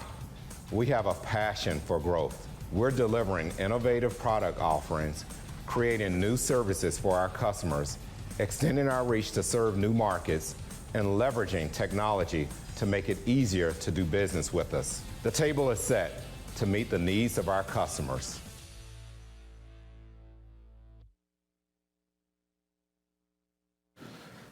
All right, good morning. So before we start, I gotta clear up some things. This whole thing about me on a train drinking tea and stuff on the air conditioner. So yes, normally I like to go on offense when Jim comes after me, but I gotta tell you, I had a lot of fun in that steam engine. There was a few people with me. I took a few videos. I took several pictures. I was in there for about 15 minutes, and yes, I was hot. So I went to the train to have some good conversations. So I do resemble that, Jim. But I'm telling you, I'm gonna come after you if I can next time. So again, my name is Kenny Rocker. I'm the Executive Vice President of Marketing and Sales. I grew up in the company in the late 90s. By the mid-2000s, as we were going through the pricing renaissance, I really learned the importance of maximizing price and the impact that it has on margins. 10 years later, after a few more increased responsibilities, I got an opportunity to lead a large team and really got to understand the importance of culture and setting high expectations and being very responsive to our customers. 2018, 2019, I got promoted into this role. It was around this time that I also met Jim and got to understand the importance of a lower cost structure and what productivity meant, which really puts us to today and putting it all together with safety, service, and operational excellence for growth. And I'll tell you, on a personal level, I have a passion for growth. Our commercial team has a passion for growth. And as a company, you don't want to get on the wrong side if we're trying to grow. And so I want to talk to you about how we plan on growing today. And I want to keep this simple. There's 3 ways you can grow your revenue. The first is business development, and you can do that a few ways, and I'll talk to you about the few ways we're going to do that. The other part of it is product development, and I look at product development hand in hand to business development, because you get to product development by listening to your customers. And the other piece, and the last piece that I talked a little bit earlier about, is maximizing price. And as I mentioned, we've always been very price disciplined, meaning, the last to lower, the first to increase. Here recently, we've just taken a lot more risks as Eric and the team have really given us a good value product to put in front of our customers. And I know Jennifer also has a slide she'll be sharing on price a little bit later. So let's jump into things. First of all, it starts with culture to me. What kind of culture do you have, selling the product out there and delivering to customers what you've sold to them? And so from a culture perspective, we look at it and we say we want to be very nimble and we want to be very responsive. As you can imagine, if you've got a whole bunch of hunters on your team, the last thing they want to do is go to some committee meeting or a second committee meeting or have to go talk to 10 people about a deal. So delayering, cutting out the layers has made us very responsive. That's the way we win with our customers, because we can respond first with products and solutions. The second part of that is also making sure that we touch more customers in the supply chain. Let me just simplify that. We don't just call on the folks that pay the freight or the large shippers. We get into the weeds and we go to the plants of the receivers. We talk to the receivers. We're there looking at both sides of the supply chain. So we're talking to more customers now than any other time in our career. Rahul talked about it a little bit earlier. We're leveraging technology. Let me just tell you what that means on a real pragmatic level as a commercial leader. Our commercial sales teams don't want to do a lot of administrative things. They don't want to worry about, managing through contracts, and you wouldn't want them to either. We want them doing less administrative things and learning more about the markets. Technology has allowed us to do that. We can respond very quickly, same day, real time, through a phone or through an iPad on a rate. We can get a contract out much quicker. We can see real time where the cars are as we're working with our customers to really talk through the service product. The other part of it is our commercial incentive plan, and that's just compensation. I'm motivated by compensation. I don't deny that. I want to get paid, and our commercial team leaders want to too, and we want them to. We want them to obliterate the goal. And part of that comp plan, just in case somebody is concerned, and I'm also saying this for Jim and Jennifer while they're here, is a price component to it. So it's not just the volume growth, it's also maximizing the price to achieve that comp plan. So again, that comp plan helps us go on offense, build up campaigns to learn more about the business. But culturally, I want you to know that we're fired up and very responsive and very hard charging here. The other part of business development, and you saw a little bit of it with Chick-fil-A and McKinley and being here at Prime Point, is literally just landing customers onto our network. How do you get customers onto the network? And you can see over the last couple years, over 180 different construction or expansion. How do we do that quickly? Someone asked me over dinner to quantify it. Well, you got it now. You can see the $700 million that's there, that's added in terms of revenue. We're proactively going out there working with customers. And let me talk about that a little bit, because we talked about Prime Point. There are 3 different ways we approach the landing with customers. One is a deep understanding of what our customers are trying to do. So there's not a day that goes by our team isn't saying, where are your major hubs? Where are your major distribution centers? Where do you see a gap? We want to fill it in. The second thing we do is, as you would expect, we talk to a lot of the large commercial developers.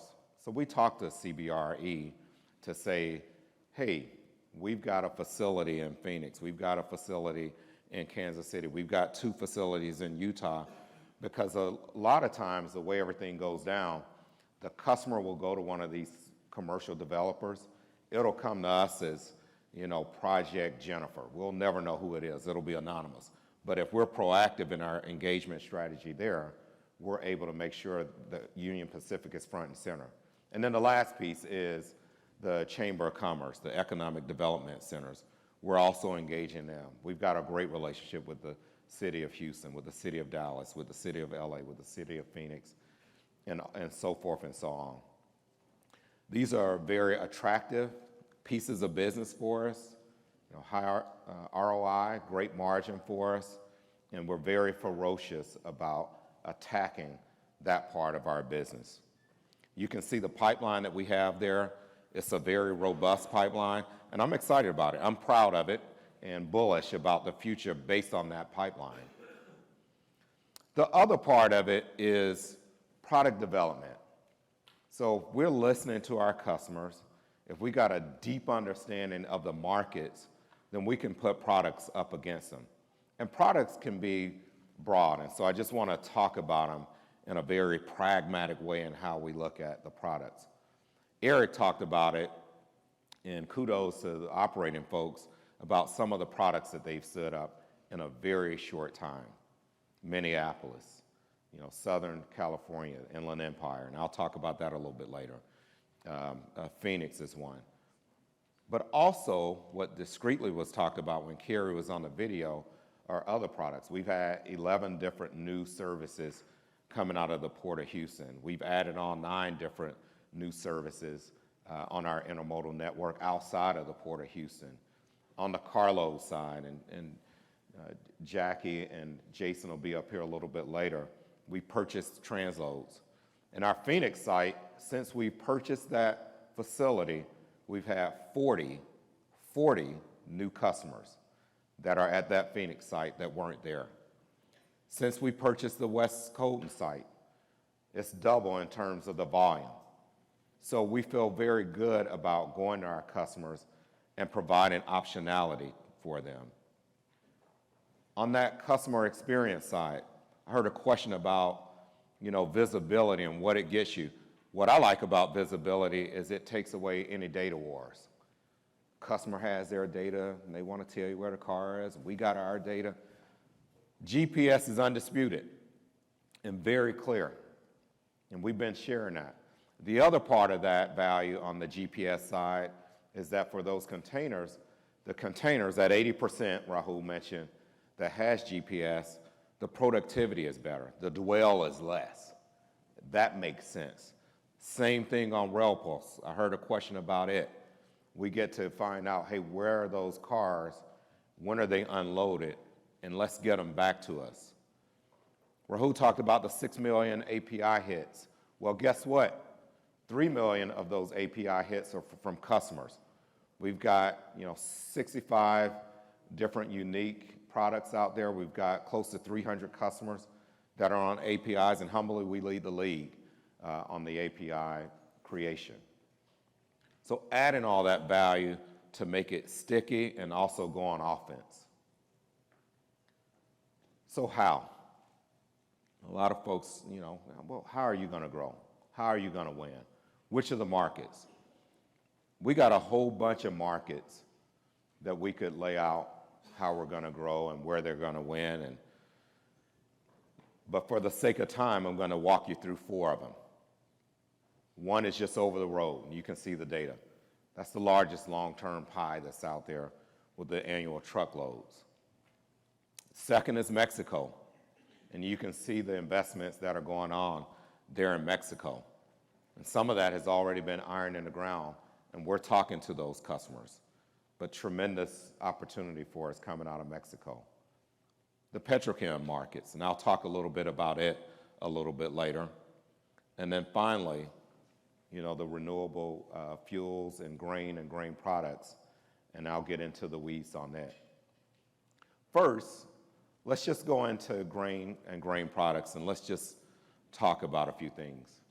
Now, I'm going to say 30% 3 times. It's not a verbal typo. I'm not mumbling or something, but I'm going to say it 30 times because there are 3 different unique parts of this.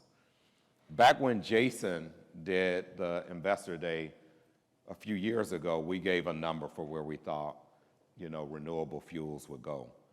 Since that time, that amount has jumped up by 30%.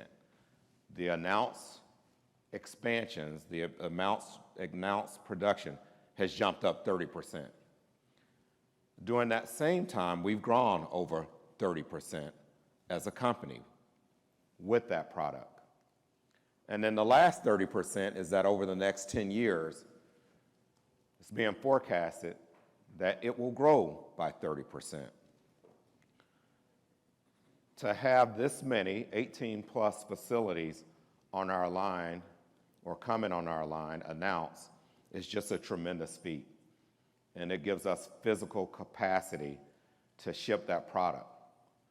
Here's where I think this product is really underappreciated. Jason and I went to Europe over the spring to talk to traders about the soybean meal. So when you create the oils that go into these renewable fuels, it creates a byproduct. You all probably know it. If I'm bringing it up and boring you, just don't go to sleep while I'm here. Go to sleep a little bit later. But it gives you a byproduct, and that byproduct, the way you should think about the byproduct is anywhere from 3.5 to 4 more rail cars. So you make 1 carload of oil, you get the soybean meal. It's got to go somewhere. That's why we were in Europe, because it's got to go somewhere. It's got to be exported, because it's not enough U.S. consumption. We don't talk about that enough. The other thing we don't talk about enough is pitching and catching. Now, I'm more of a football fan, but I'll use a baseball analogy. And the pitching and catching means those oils, we move it to the processors, they process it, and in some cases, we get to move that finished product, the fuels, into an end market. So we may send the oils into Nevada or somewhere like that, and then we'll capture those fuels going into the West Coast into California. So switching gears on the grain, a lot of folks tend to think about grain as a mature market. We don't do that at all. We don't think of it as mature at all. And you can see, based on the data we have down there, that we're growing it out. We're building it out, not just in the States, but also in places like Mexico. So I'm foreshadowing some things. So 20-plus facilities. I think we called out Dalhart, Texas, but it's really all over our network that we're growing, and we see that growth that's coming online. The petrochem markets, and you can see the stats. We've had some really solid growth, Jackie, over the last 5 years that we lay up there. And humbly speaking, we're the market leader when it comes to the petrochem markets. Petrochem is not just plastics. There's just a lot of other feedstocks that go into it that we move. It's caustic, it's VCM. Those are all things that we move on our network. And Eric and the team have just done a great job of making sure that we're investing to be able to support that product. We've got the fastest, most reliable service product to the east over our competitors. We use that when we're talking to our customers. Because we have storage in transit, sit network, more than twice, closer to 2.5 than 2. We got 2 up there. We talk to our customers about that, and they like that optionality. For us, remember, it's 2 moves. You move from the plant and the sit, waits there, that's value proposition for us, and then we move it out. Customers appreciate that. That's a competitive advantage for us. Again, a lot more investing that will take place, and we've got more expansions coming on. 5 more expansions over the next couple years. Again, very good margin product that we like. Mexico. Here's where I think I want to make sure we are not being underappreciated on Mexico. Yes, I got to hit it hard. We've got the shortest route. We've got the fastest service. We're shorter by 300 miles. In the video you heard, Carrie, we got it daily. We move out of Mexico daily. You can catch a ride with us daily. That's a big difference than everybody else. But here's where we're underappreciated in Mexico. we can go throughout the U.S. We can go to the West Coast. We got a EV OEM we're moving parts to, going to the West Coast. That's the optionality that we have. We talked about the grain network. Those 6 gateways give us optionality, and we build upon that. Truck conversions and over-the-road conversions is something that we talked about. And again, if you can look over the last few years, you can see what we've done. And it's like you hear people say, follow the money. You can see where some of the money has been and some of the investments.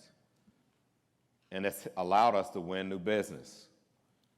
The Swift business that we won, the Schneider business we won. And what makes me so mad about winning Swift and Schneider is that the market has been so crappy, you can't even tell it, it was a great win. But that's going to change. The market will come back. It's going to be 2 parts of that. One is going to be the volume, and the other part is that as the truck rates go up, that's also going to be more value that we'll be able to provide the corporation from a price perspective once the truck markets go up. Again, along the way, we have strategically filled in where we thought there were opportunities, where we thought that there were gaps, and we've done it in a very productive manner. And it's been great to see, Eric and the team and Jim and our management team be very deliberate in that. After it's all said and done, call it around a million lifts that's going to be there. Okay, so just to land the plane here. As a management team, as a leadership team, we're very cohesive, and we talk a lot about safety, service, and operational excellence. And we also talk about what's possible. We don't mash our hands, no mashing of teeth, wringing our hands. We go out there and put those products together. The team has a hustle mentality, and we're very ferocious about business development. We will maximize price, and I'm very bullish about where we are now. I'm very bullish. So with that, I think I'll turn it over to Beth Whited, who's our president. Beth?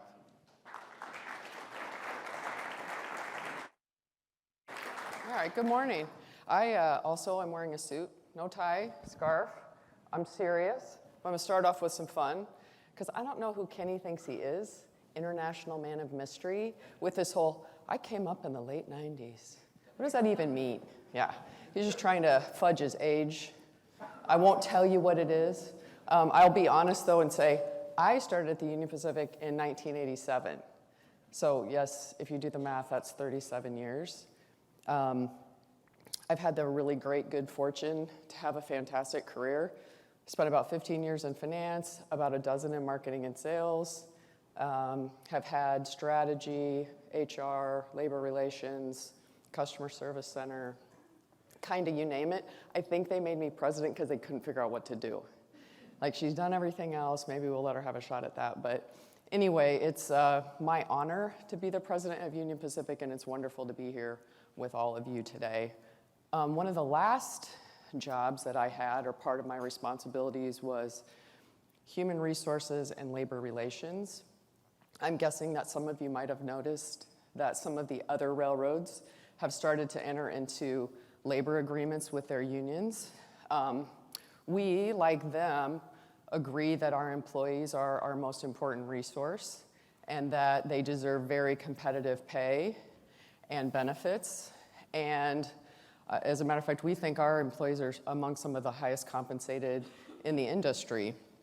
However, we are so focused on our strategy of safety, service, and operational efficiency, we think it behooves us to spend some time with our unions in this negotiating cycle to talk about ways that we can work together as part of our agreements to improve availability and modernize work rules, so that as we emerge from this negotiating cycle, we're able to really ramp up our ability to provide that consistent and reliable service that our customers want and need from us. So that's the focus that we have at UP. There's a lot of time left, even before we serve notice, another 6 weeks or so.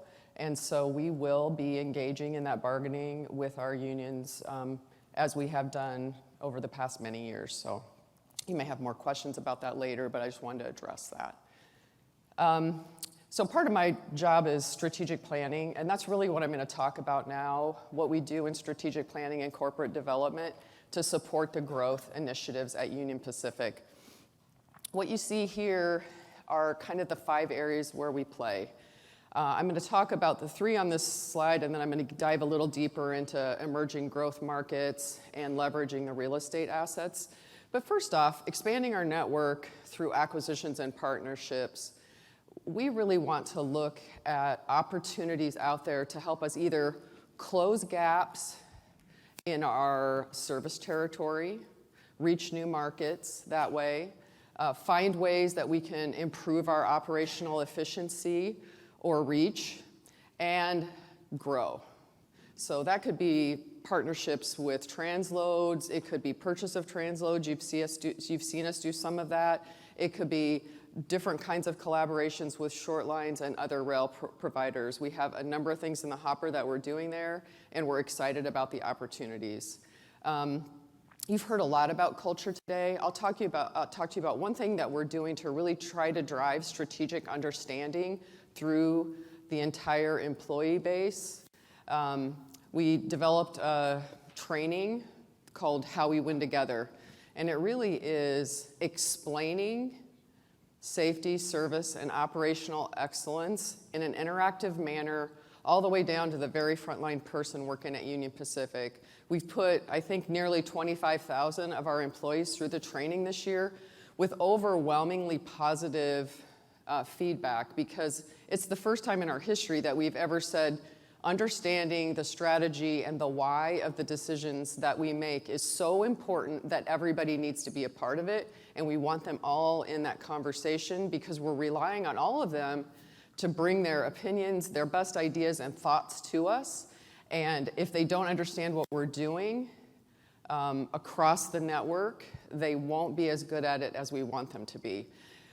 Because of its wild popularity and the results that we've seen from it, we are actually doing a 2.0 that'll dive a little deeper in 2025, and it'll be combined with our safety training as we roll out through the year. We're pretty excited about that. And then delivering sustainable advantage versus trucks. We already have a sustainable advantage. You saw some of the things we're doing to become more sustainable. We believe that for some customers, that is a decision point, and we're going to sell it. Moving on to talking about emerging markets, we work really closely with Kenny's team on this, but their job is in the here and now. Of course, they're always helping customers land new facilities and things like this, but our team is trying to look out over the horizon and say, what markets are coming that could really represent potential for the rail industry?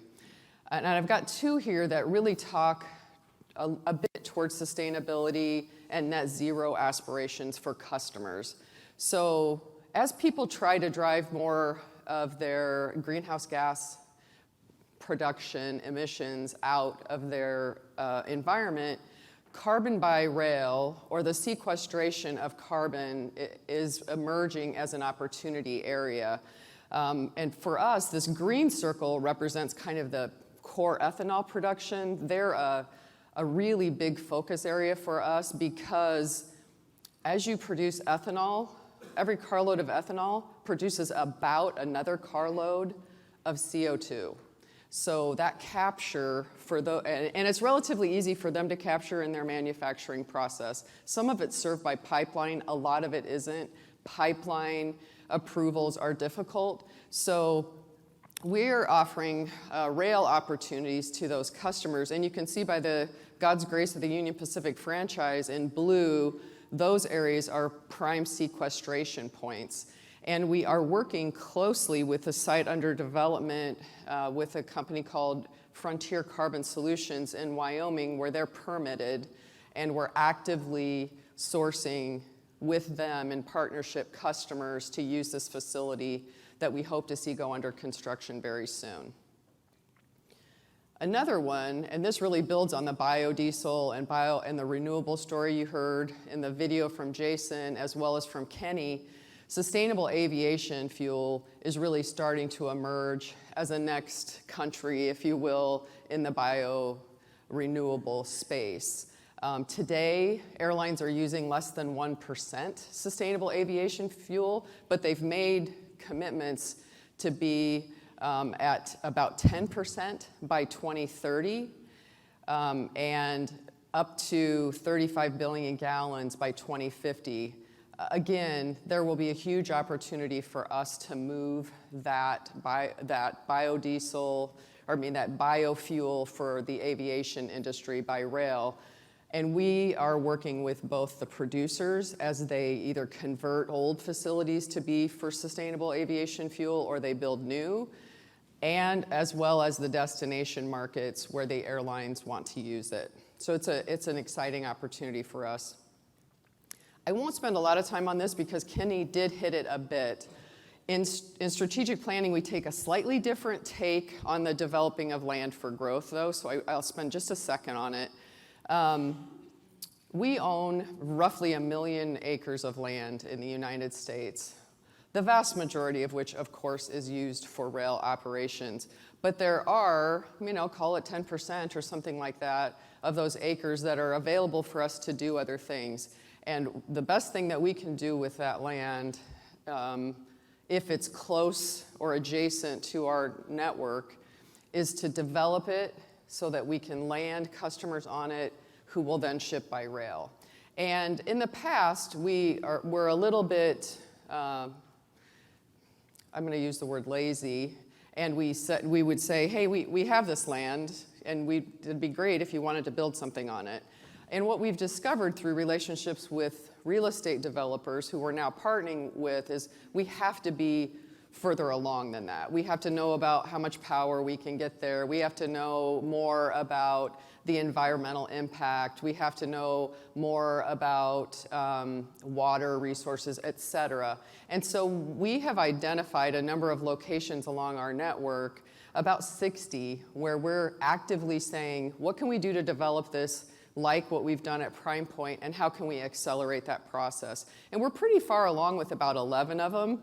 And I think we decided that we were kind of grandiose, and we called Omaha the Omaha Metro, as opposed to Los Angeles and Chicago, which certainly aren't metros, right? But anyway, we did that because it said Council Bluffs, and we were worried you wouldn't know where that was, and then we made Omaha sound like it was super fancy and called it a metro area. But anyway, these are the locations where we're pretty advanced with our process with those developers, and we're excited about the opportunity that's going to bring us in terms of growth. So all of those things that we're doing are trying to really leverage up all the things that you've heard from everybody else about improving the service, making ourselves efficient, holding ourselves accountable for how we spend the money, and being able to grow on top of that. With that, I think we're going to bring up a panel so that you all can ask questions.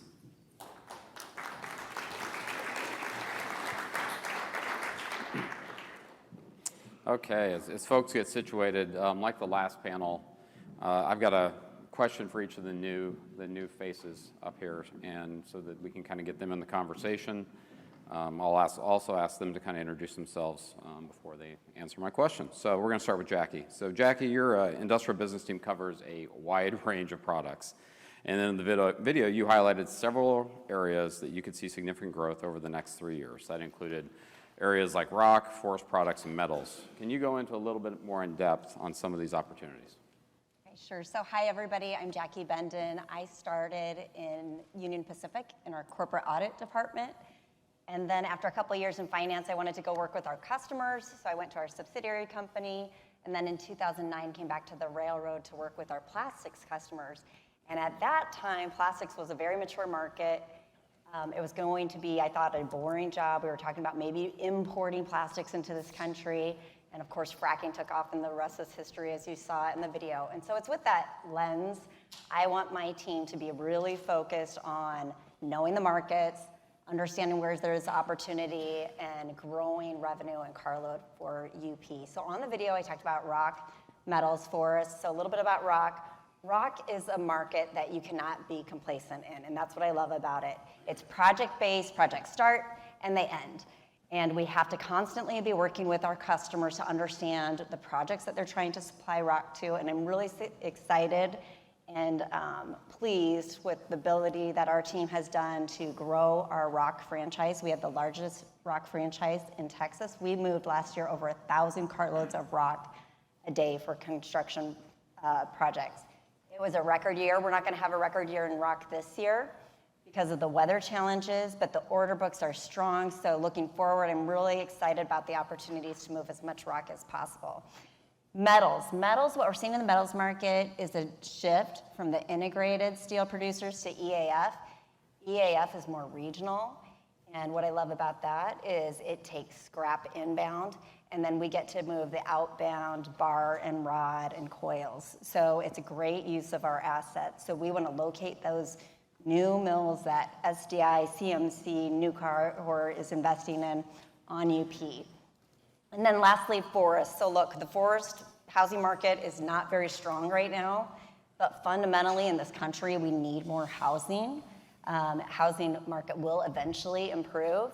And when you see the capacity that's been taken out this year, it's been in Canada and the Southeast. So that puts our producers in a great spot to provide the fastest growing markets in the US that we serve: California, Texas, Denver, Utah. That puts us in a great position. So when I look at my markets, while it's a challenging economy right now, I think we're just poised for growth. Thanks, Jackie. So Jason, you highlighted pretty heavily in the video, and Kenny talked about it with renewable and then the grain markets. Highlight some other areas within your team, within the bulk team, that you're excited about. Yeah, thank you. I'm Jason Hess. I started my career right out of college. Apparently the cool thing to say is I grew up in the 90s as well. So I've had various roles, leadership roles in all of our business teams, industrial, as well as premium. I was the vice president of our customer care and support, vice president of ag products, vice president of premium, and now currently on my role. Renewable diesel is getting a ton of attention, and rightly so. As Kenny mentioned, 30% growth, and you have 30% growth coming in the future. The really cool thing about that, and I'm really proud of our team, is this business didn't just show up, right? It was, you kind of hear about an emerging market, but my team had to go out, spend a lot of time with customers, learn their business, understand what they needed, and help bring them to the railroad. And that was a great model, and I think that's why we've had some success, and we're going to have success in the future. Now, that same model we can take and use for other emerging markets or other businesses. One you don't hear as much about is diesel exhaust fluid. Diesel exhaust fluid is an additive that goes into diesel engines that helps with emissions and global emission reduction. That's in a market, prior to 2016, we didn't handle a single carload of it. And in the last 3 years, we've seen about 60% growth in this market. And going forward, when you look at it, there's about 60 to 80% more growth projected by 2030. So we can take that same model of making sure we're out in front of the customers, helping them locate facilities or blending facilities for the DEF that eventually ends up in truck stops that can blend into the trucks. But take that same model to make sure that customers are locating on Union Pacific. In other areas, our strong service product and our efficient service product has allowed us to take business away from trucks. A couple areas we've done that. One is in fertilizer. Fertilizer, traditionally, there's some business that was fairly short hauls, fertilizer being produced in like Kansas and Oklahoma, and it needed to get to co-ops in Iowa and Nebraska. You wouldn't even think that that would even be a rail opportunity, right? It's going to be trucked. It's way less than 500 miles. We've been able to work with those retail fertilizer folks, and we've got 20 new opportunities just here in the last couple of years of actual locating and putting in rail facilities, in some cases, or expanding or even rejuvenating old rail facilities to move fertilizer a fairly short haul. And that's because we're more efficient, and we can compete on some of those shorter hauls. The last one I'll bring up is, we hear a lot about our import beer business, but we have a large domestic beer producer who has traditionally shipped all their outbound beer via truck. And some of that's because of regional focus, but this particular shipper is seeing the value of rail, but being cost effective, being efficient. They also see it as part of their just their goals in terms of sustainability. And that particular large beer producer is now even going out and acquiring new rail cars and assets and working with their distributors to convert to rail. And a lot of that is the same thing, being more efficient, having a good service product, and showing the value for that customer so they can switch to rail. So lots of great opportunities. I know, we mentioned grain a little bit. Kenny did a great job of mentioning that we don't want to think of grain as just a stagnant market that's not growing. There are shifts happening, and we're getting out in front of those too. So just lots of great opportunities for us to grow in the bulk area. Awesome. Thanks.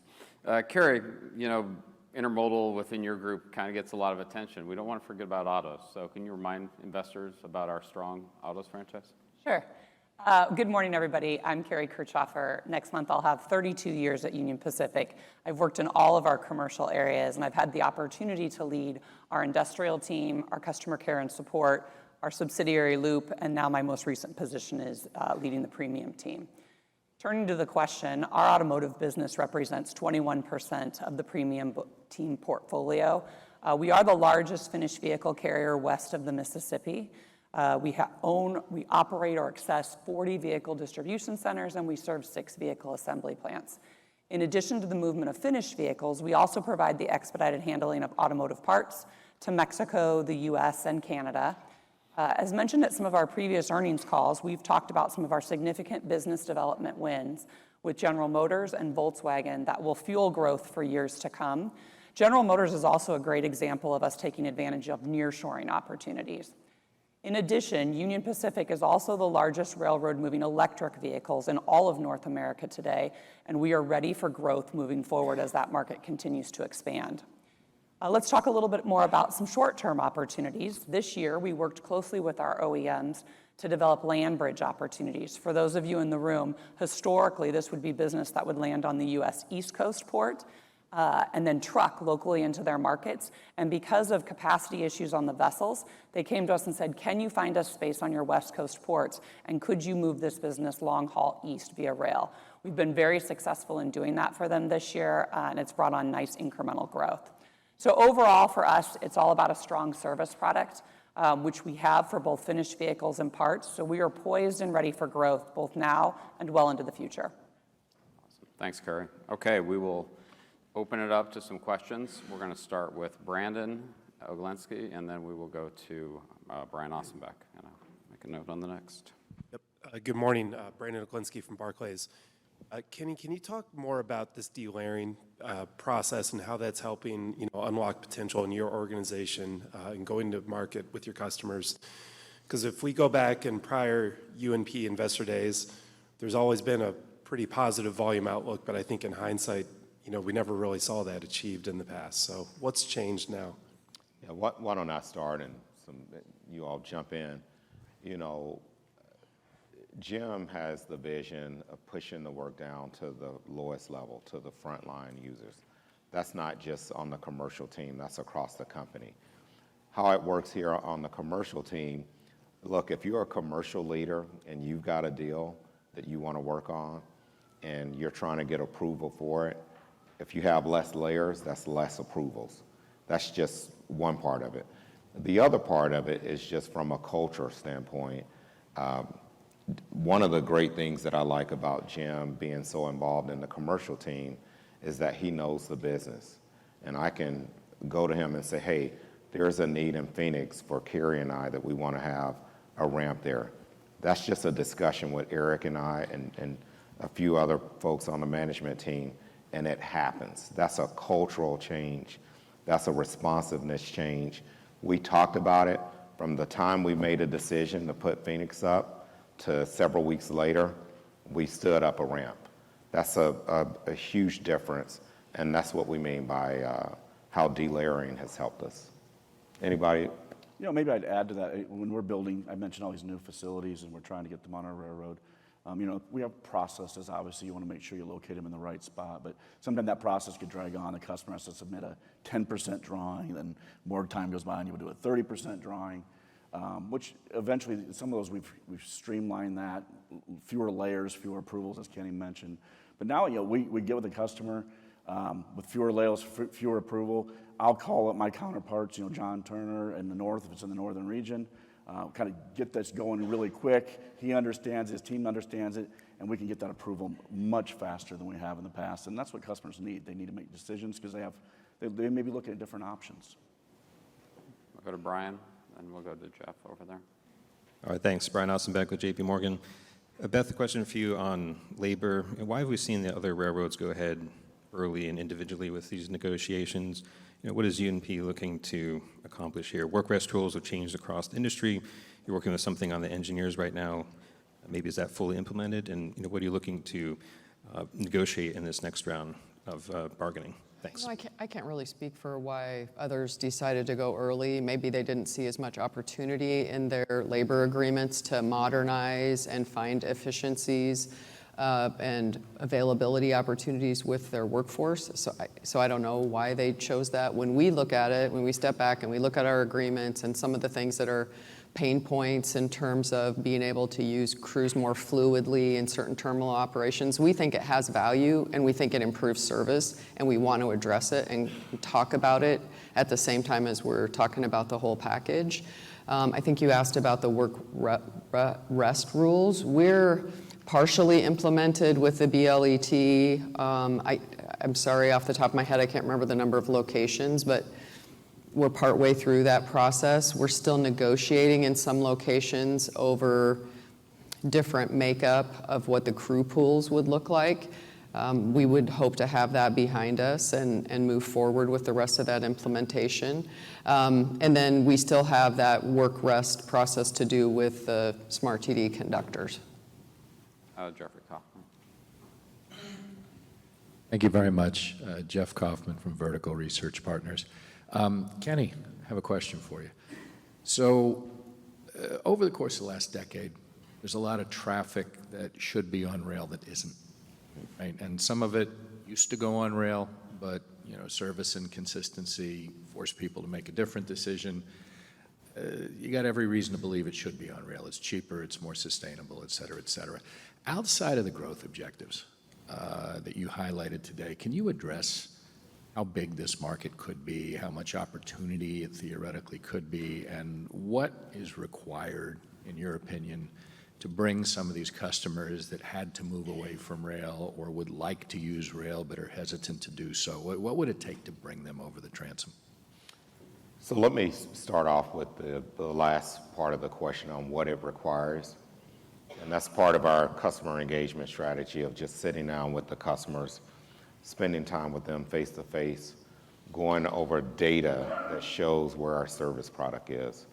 That's the first thing. As we do that, as we're able to do that, we can also ask them some very important questions. How much is going via truck versus how much is going via rail? What customers do is, if we're not as consistent and reliable, they will hedge truck versus rail, meaning they're going to have an insurance policy. If rail is at 60%, they'll say, well, we're not sure. We're going to have truck at a certain percentage as an insurance policy. As we're more consistent, we're able to ask for more business. We're able to build that confidence so that they can move more. That's on the carload side. On the, I'll call it bulk or unit train side, as we're able to have a more consistent, reliable network like we have today, you're going to naturally get a little bit more tonnage out. You're going to pull ahead more trains of, soda ash. You're going to pull ahead more trains of rock. The rock network that Jackie talked about, it's a very truck competitive market. As we're able to pull more of that ahead, we're going to get more tonnage. For Carrie's product, the same thing. We have some customers that we, candidly, that may be in the parcel place. We charge them for it. We're able to have a more reliable product. On the other hand, some of the customers that may be just using our baseline domestic product, as that service is reliable, yes, we're going to ask for more business. When I look at that and how I size that, I look at that in terms of just outperforming the markets. You're not going to hear me say it's going to be X percent more, or 1% more, or 10% more. I look at it as good growth and just trying to outperform the market. The next question is from Bascom. Yeah, Bascom Majors, Susquehanna. Kenny and maybe Beth, if I look at the second quarter, your business was just under a third of revenues from bulk, just under a third from premium, and a bit over a third from industrial. If we walk your views on the markets out 3 to 5 years, do you see that mix changing markedly? Where are the biggest opportunities and why in the midterm here? Yeah, I'll start off. Look, nobody's going to get me to go out and forecast mix. That's a pretty dangerous thing to do. What you will hear me say is you heard us size up the markets and how large they were and the opportunities in front of us. We'd expect them to grow out, but to get in the forecast in the mix, that's probably not something you'll hear me do. But you see the size of the market, you know where the service is today, and you see what we're trying to accomplish. Go with Jordan and then Ken to wrap it up. Yeah, hi, Jordan Alger at Goldman. You talked about Mexico as being one of the growth areas, $140 billion of announced investments. Is there a way to maybe translate how that could relate to the revenue opportunity, volume opportunity for UNP? I know you'd mentioned 1.6 billion of revenue potentials out there. Is there a way to get a sense or size up that opportunity specifically? Thank you.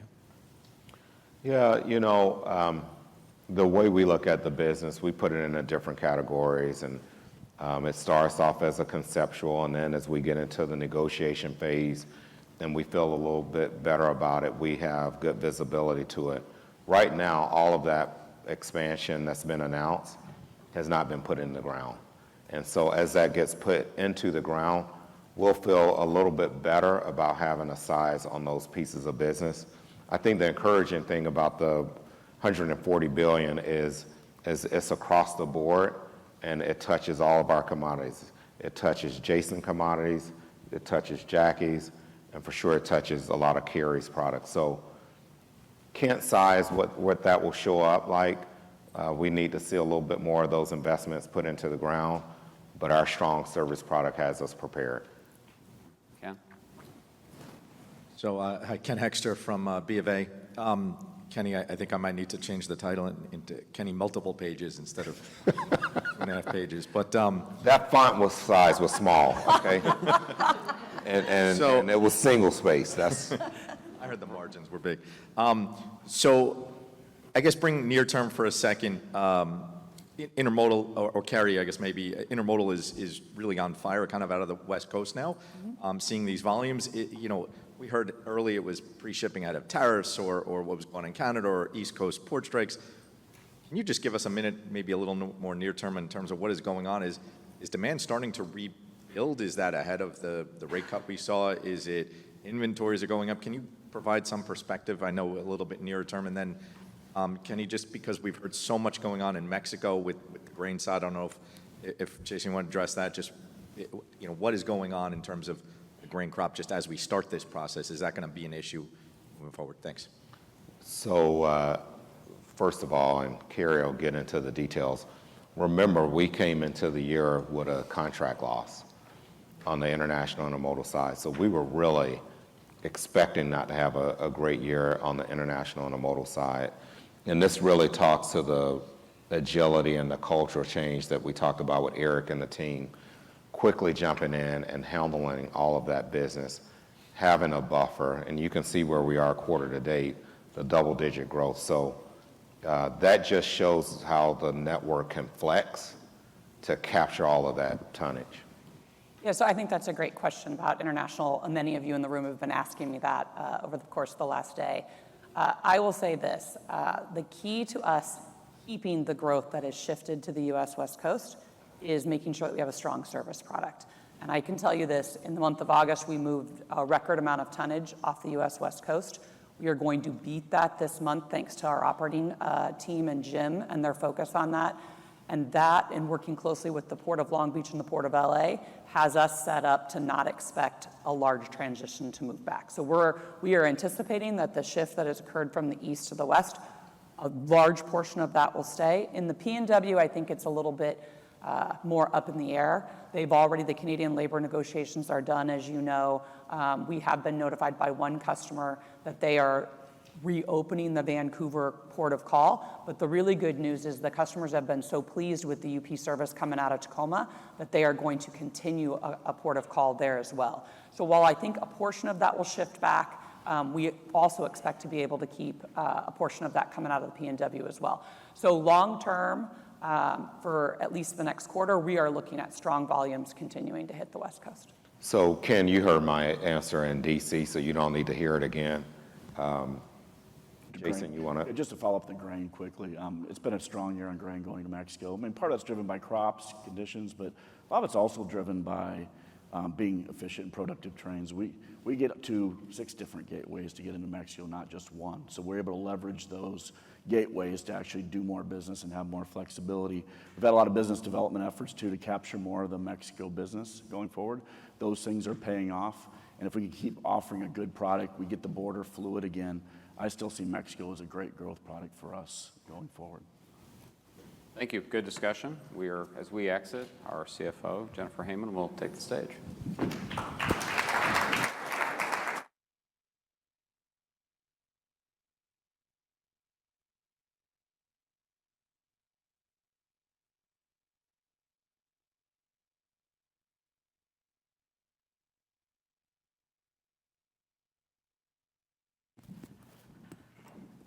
All right. Well, good morning, everyone. I'm Jennifer Heyman. I'm the CFO of Union Pacific.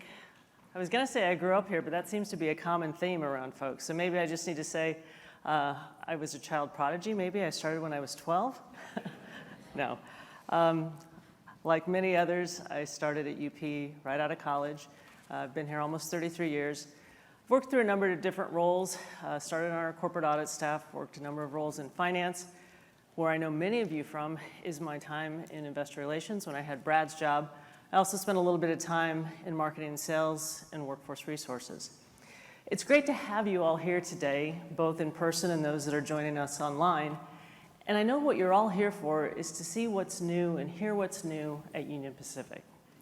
Now, many of the things that we've talked about today are familiar themes, but I do believe that the approach, the conviction, and this pursuit of what's possible within our company is really quite different. The team's walked you through our strategy that we want to be the safest railroad, one that meets our customer commitments by delivering the service product that we sold them and doing so in a very operationally efficient manner. Now, before I connect that strategic imperatives to our financial performance, let's first look back at what Union Pacific has been able to deliver to our shareholders over the last 5 years. We've returned over $38 billion to our shareholders in the form of dividends and share repurchases. That equates to nearly 40% of our market capitalization returned to our owners, which is near industry-leading levels. And we did that during a period that featured a global pandemic, severe supply chain challenges, as well as a freight recession. So a pretty challenging business environment. Another measure of our long-term performance is return on invested capital, or ROIC. Last year, we led the industry at 15.5%, and our expectation in 2024 and going forward is that we will continue to maintain that position of industry leadership through effective capital deployment. Another area where we expect to be an industry leader is through our rail operating efficiency. And the best way to measure that and compare us against our peers is operating ratio. If you look back on the line chart, in the second quarter of 2023, we reported a 61.9% operating ratio. That was basically middle of the pack, and we had unfortunately been trending the wrong direction. In the second quarter of this year, we reported a 60% operating ratio. It was our third sequential quarter of improvement and placed us now in the position of leadership in terms of both the first quarter, second quarter, and year to date with our operating ratio. Now, you're not hearing me stand here and declare victory over that number. We know, and you've heard from the teams today, there are additional opportunities for us to improve. But I very much believe that this early progress is a proof statement that our strategy is the right one and that it's working. And I also want to point out that we at Union Pacific do not do any what I'll call fancy math around our operating ratio. It is straight up, It doesn't include any real estate, and it doesn't have any other adjustments. I also want to make sure that everybody understands that operating ratio is an outcome. Having an industry-leading operating ratio is the outcome of our ability to successfully execute on our strategy. So let's get into that. If you look at our industry, we essentially have three ways to drive profitability. It's productivity, it's price, and it's volume. When you hear the team talk about industry best safety, operational excellence, those are absolutely the right things for us to do as a company, for our employees, for our customers, for the communities that we operate in. It is also productivity. Now, Eric and the team and Rahul gave you a number of different examples of how we are driving better productivity, which will ultimately lower our operating costs. I'm going to give you one more example, and this one's with our strategic sourcing team.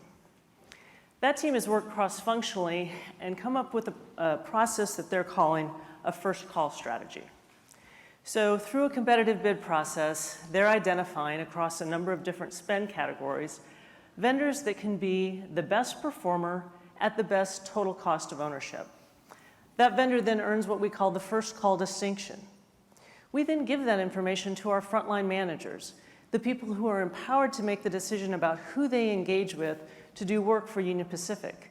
It's a tool in their toolkit to help them be operationally excellent. And it's driving savings for us today to the tune of about $10 million annually. Now, I share this story because I now have responsibility for the supply chain team.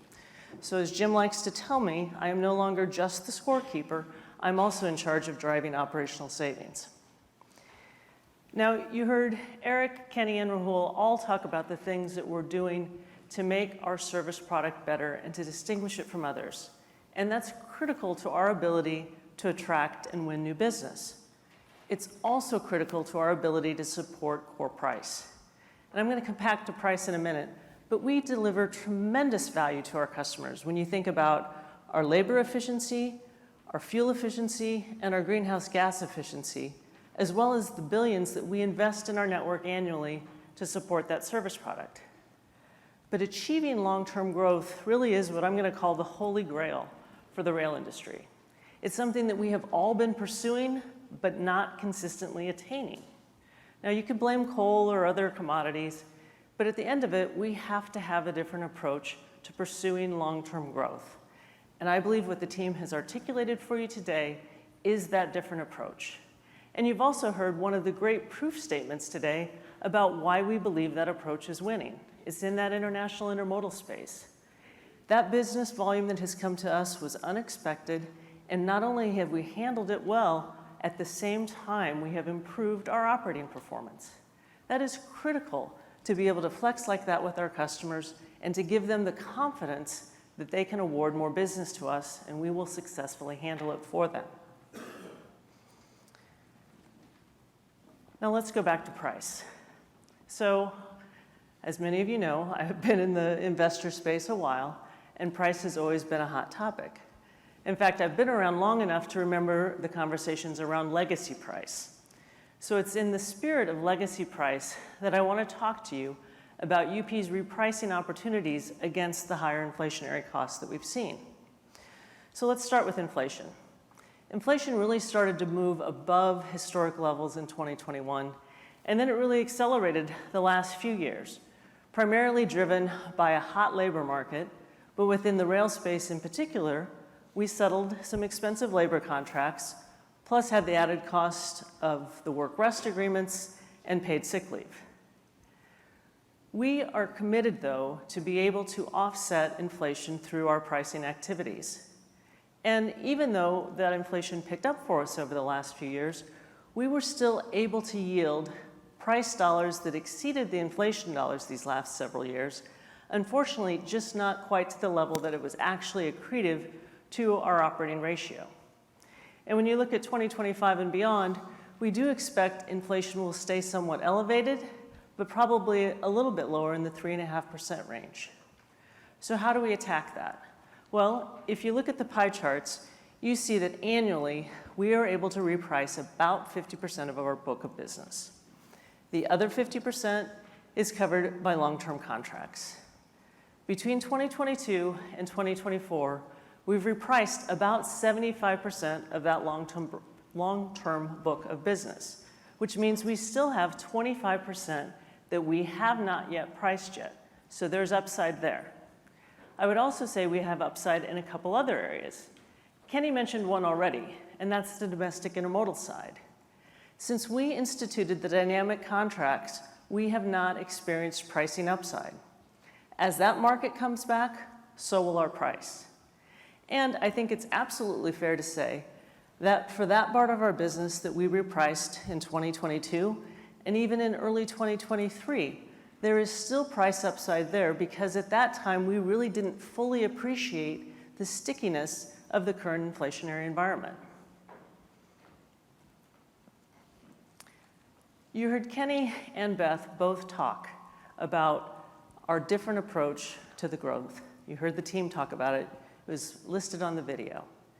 So there's a lot of activity, obviously, all coalescing around one theme. We do think that this strategy supports the growth story here at Union Pacific. And again, I think this gives you a bit of an early proof statement that we think it's working. In the second quarter, against a 23% decline in our coal volumes, we actually improved and saw slight growth in our volumes overall. Third quarter to date, our volumes are up about 5% against an 18% decline in coal. So again, an early proof statement, but we're going to take that win. Now, as we look long term, or at least over the next 3 years, we think what we're doing to go after our customers' business through our investments, through our differentiated service product and business development efforts, that's going to enable us to grow volumes that exceed the markets that we serve, and that our revenue will exceed the volumes. And that's supported, obviously, by that differentiated service that we're going to price into the marketplace. Now, with that long-term view about revenue exceeding volume, I do need to make one small caveat, and it's actually quite relevant to today's environment.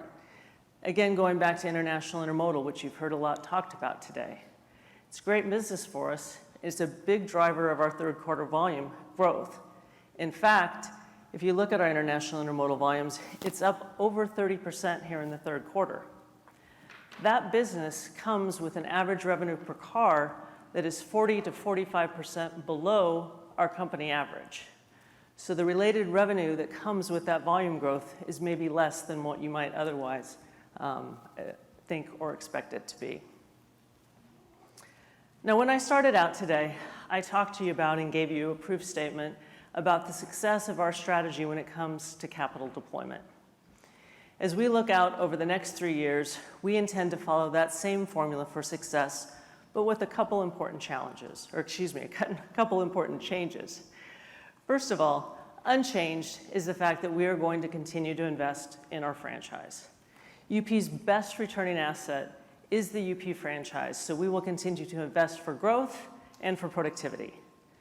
Over the next 3 years, we expect that to total between $3.5 and $3.7 billion. That will be below our historic benchmark of roughly 15% of revenue. So what's changed there?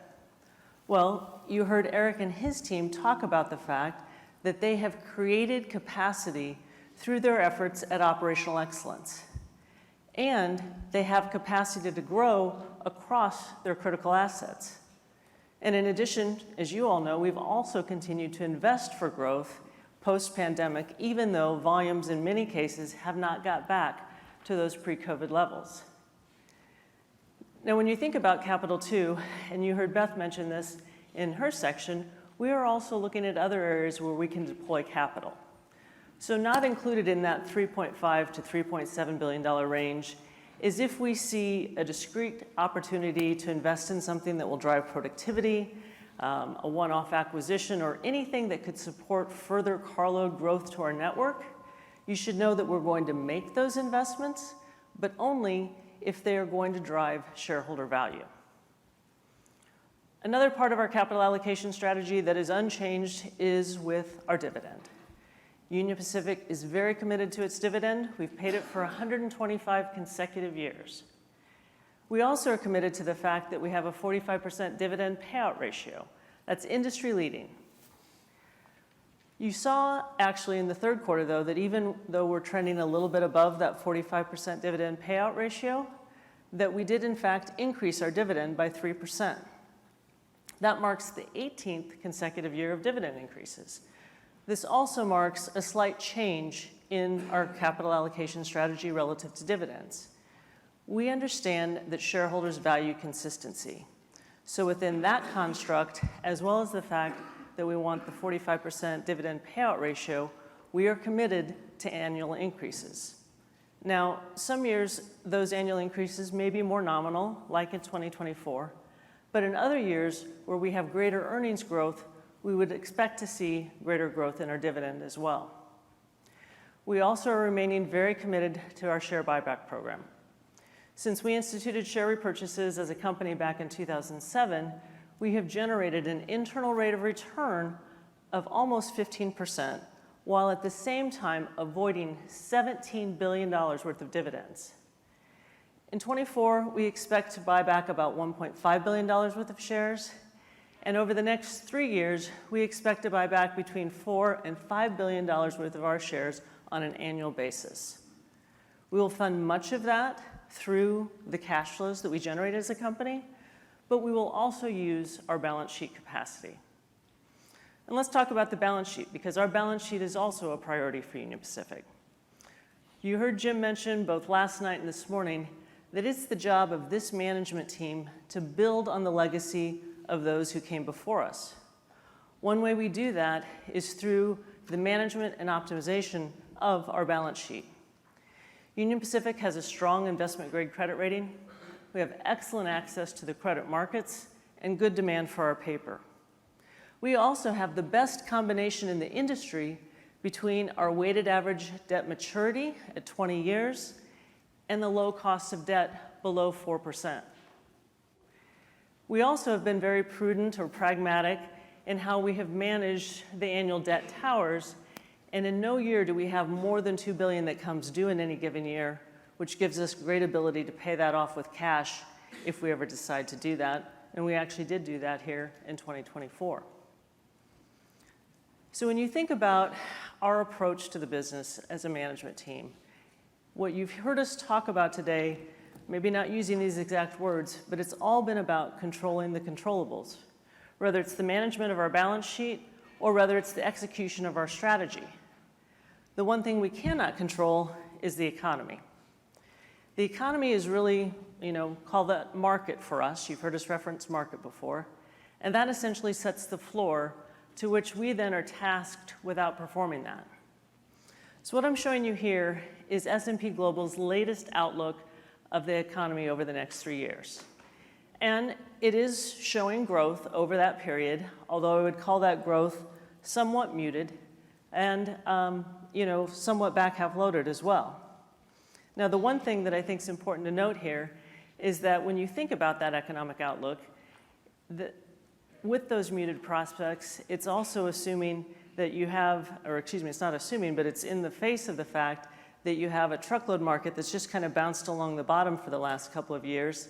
And of course, we all know the Fed, after 4 years, just made its first rate cut. So I do think there's the potential for upside here, but that's just something that we're going to have to watch. Now, as I've walked you through the strategy, I've already laid out the majority of UP's targets over the next 3 years. So let me just give you a pretty quick summarization of where we're at. So we'll start on the top line. And again, that's rooted in market or S&P Global's outlook. But within that, we expect our volumes to grow faster than the market and the revenues to grow faster than the volumes. When we make that statement, we are not including any impact up or down from fluctuating fuel prices or from what happens with coal demand. So we're setting that aside. We are also committing to the fact that our pricing will become accretive starting in 2025. So pricing will begin to help our operating ratio. And over the 3-year period, we will continue to maintain an industry-leading operating ratio. And the combination of revenue, accretive pricing, and productivity will enable us to produce, over the 3-year period, an earnings CAGR that ranges from high single digit to low double digit.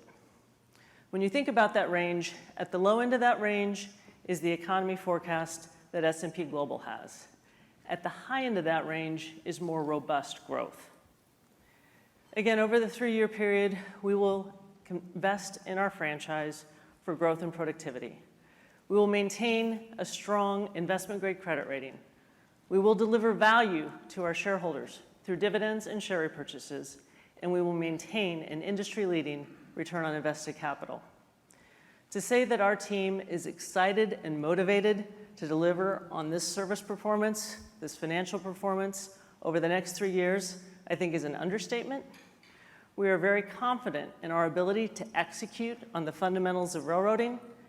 We have the strategy that is going to set us up for success, and the UP team is ready to deliver. So with that, I'm going to bring the panel on.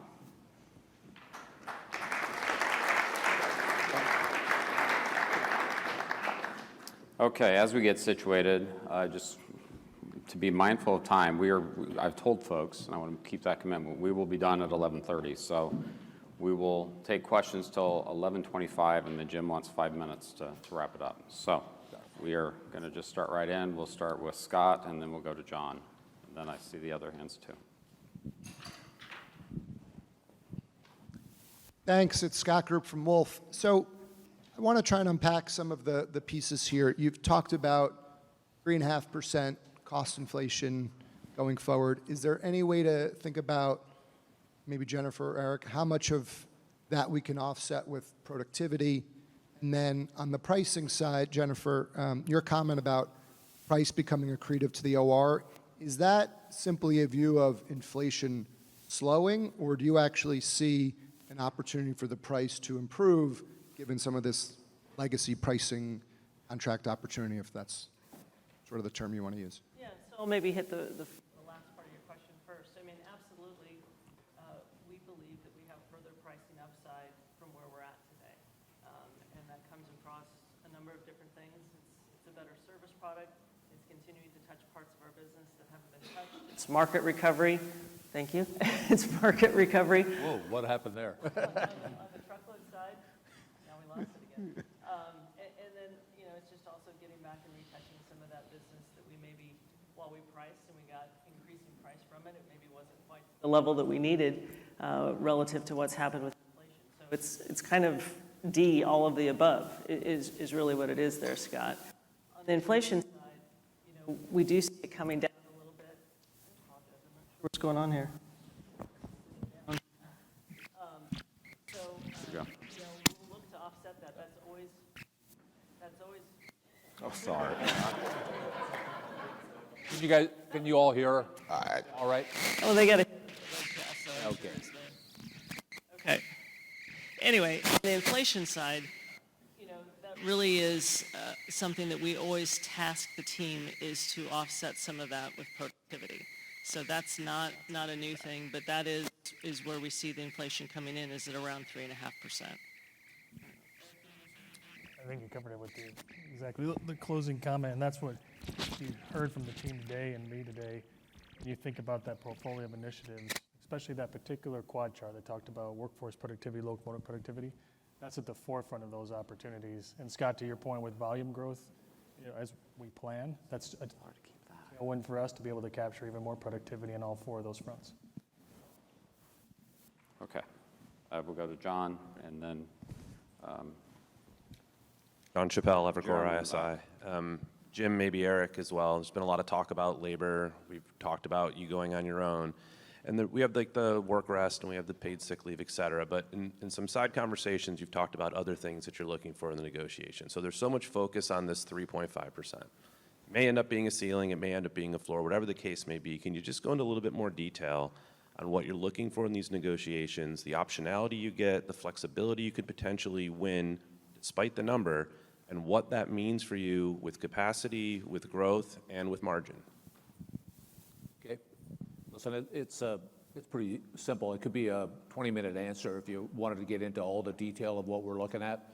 But if we want to frame it, is we congratulate the other railroads that have signed contracts and they feel comfortable with what they have and they're going through the ratification process and hopefully it all works out for them. For us at Union Pacific, we understand where the increase is going to be in wages. Some of that has already been agreed to by others. But at the end of the day, we are very, very set that we need to improve our service product. And you only do that with some changes in the collective agreements, with all of them, not just the locomotive engineers and conductors, so the SMARTA, the BLET, but the rest of them. And we think it's best for us to negotiate with the entire package to be able to sit down and do that. And we're very, very focused on how do we do that in a cost-effective manner moving ahead so that the wage increases are reflective of what's happening to the inflation in the economy and how we move ahead. And remember, we're not late in this game. As Beth explained, notice goes out for the start of negotiations in weeks, so not in days. And the last increase that we just put in at 4.5% last July is in place until June 30th of next year. So that's the way we think about it. And always, everything that we do, we look at how we make Union Pacific better. And better is better service that drives increase in business and capability to price better and making sure that our employees, who are the highest paid employees in the industry, so they get more money already, that are properly compensated so we draw in the right people and we're able to recruit, which we haven't had a problem with. So that's the answer, John. Sorry for the long answer. Okay, we'll go to Jerem and then Fadi in the middle here, and then Fadi's on the left. He's right back there.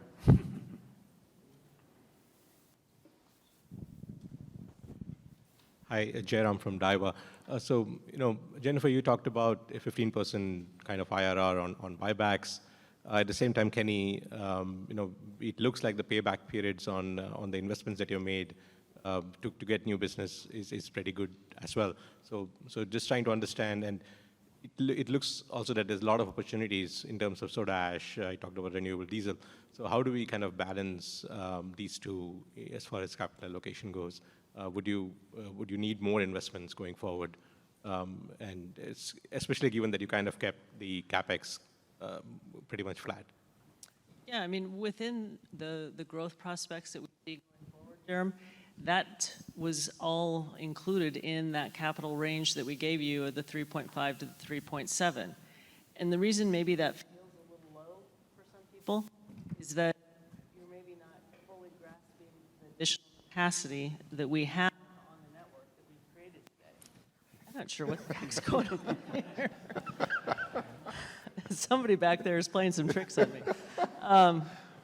So no, I mean, we've created capacity, and obviously 3.5 billion, call it 25 to 30% of that is growth capacity that we're going to be putting in. So I feel very comfortable with the combination of being able to support the growth projects with the capital allocation strategy that we laid out in the buybacks. But as I also said, if there's a discrete opportunity that we have to take that's going to drive more business to the bottom line, UP is our best returning asset, and we will invest in it.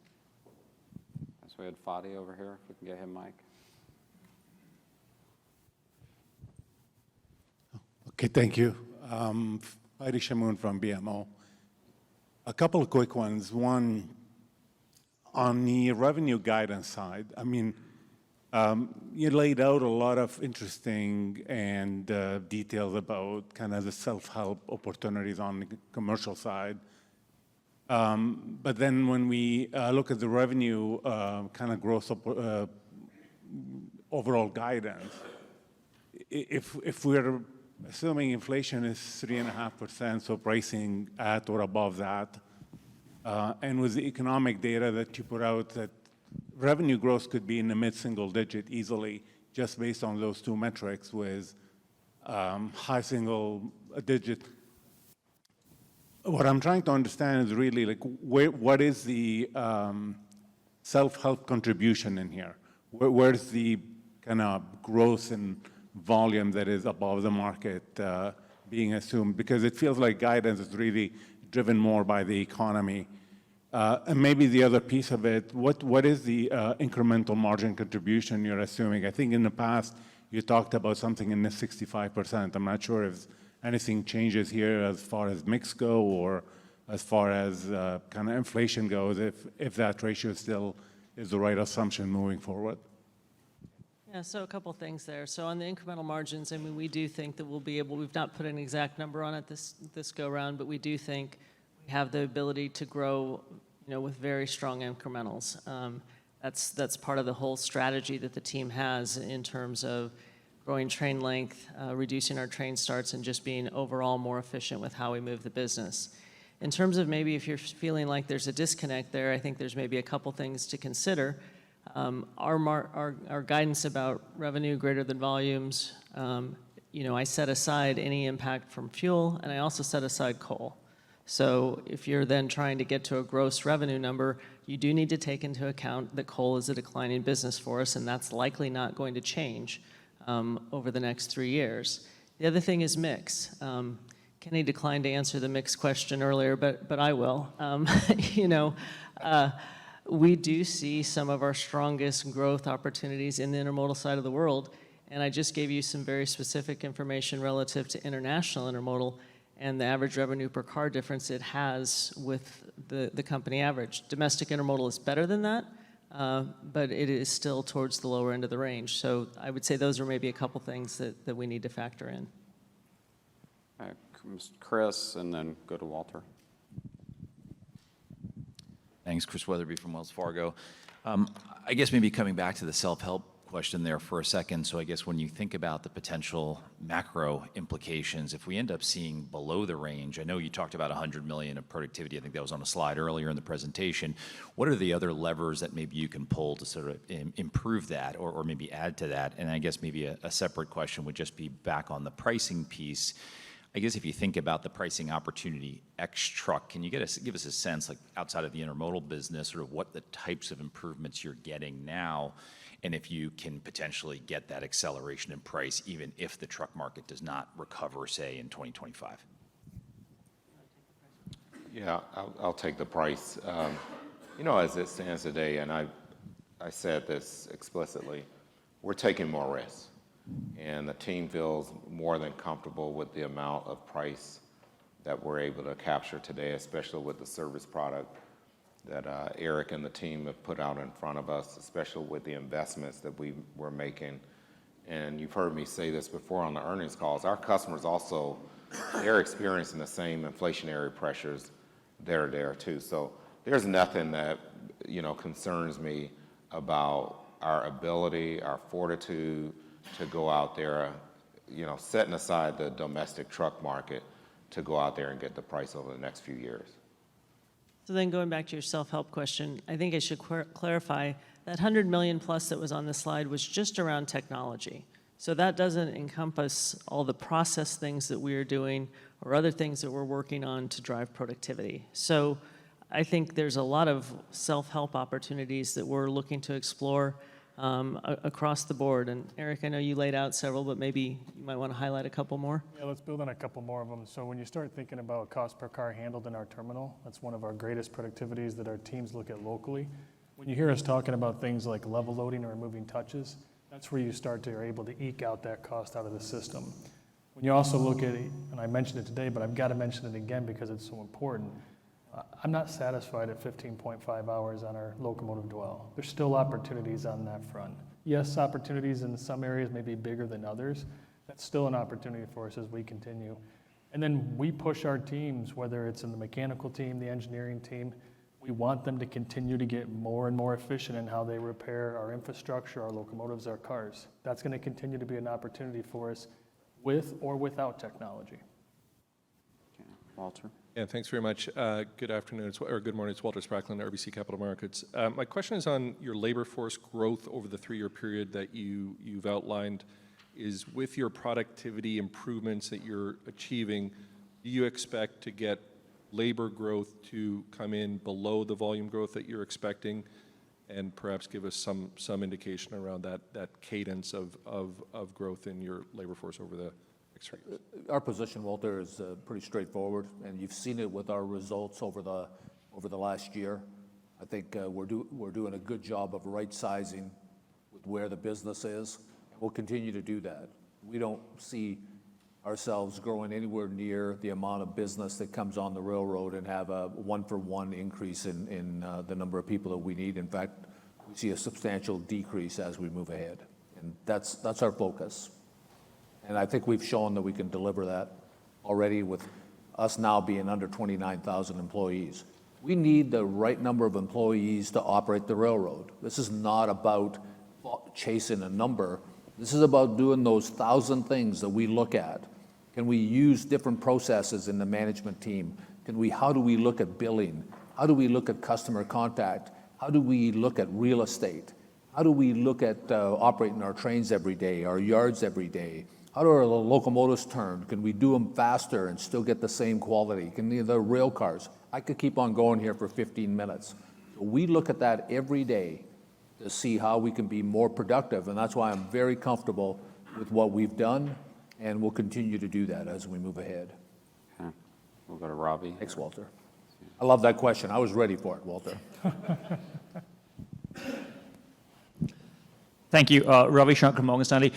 Jennifer, if I may follow up on the pricing question. You said that you've not, or customers have not given you enough pricing to offset the inflation you've seen so far, but is there a risk that as inflation starts to come down, you may get some pushback from customers saying, hey, inflation's coming down, so why should we give you that pricing back?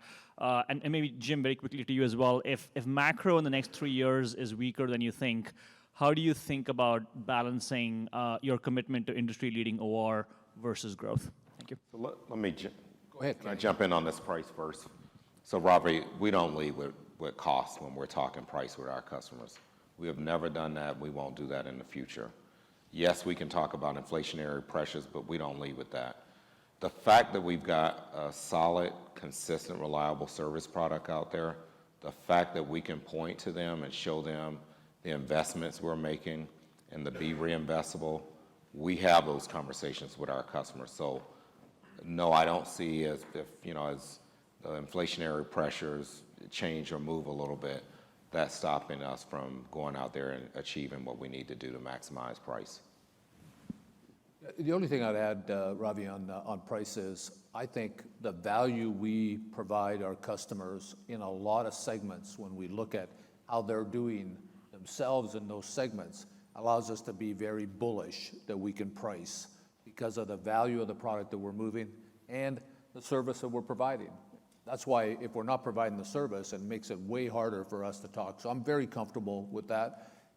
And the question about the economy, it's always, it would be easy if you could set the world and say the economy is going to grow at 2.9%, inflation is running at 2.01%, and the world is flat. Well, we operate the railroad. It's not flat. We have some big grades. We need locomotives. And the world, we don't know. But the way Jennifer laid it out was very important in that we want to structure the company financially so we can go through the ups and downs. And our peaks we want higher, and our lows we want not as low. And that's the way we look at it. And I think we have the company and the talent. The reason I didn't spend 2 hours up here, which I could have, people have heard me go in the company and they go, is he going to get off the stage? So is because I wanted you to meet the talent of the people that are supporting, that work with me every day to do that. And OR, yes, OR is important to us. Yes, we want to be the leaders. But it truly is a result of what you do. If you focus too much on driving to a specific number, like if you came out and said UP is going to be a 55 or a 56 OR, you can make bad decisions inside the company trying to drive towards that number instead of looking about what we are. This is what we want to do. We want to deliver to our shareholders like we have in the last year. The last year, our shareholders have been able to get a return of 16% if they invested to us 1 year ago today. Okay? I just looked it up before I came up on stage. And that's what you want. You want a good return for our shareholders. You want to be sustainable. You want to be able to pay that dividend. And you want people to say they can go up and down and deliver us a good value. And I'm very comfortable with where we are.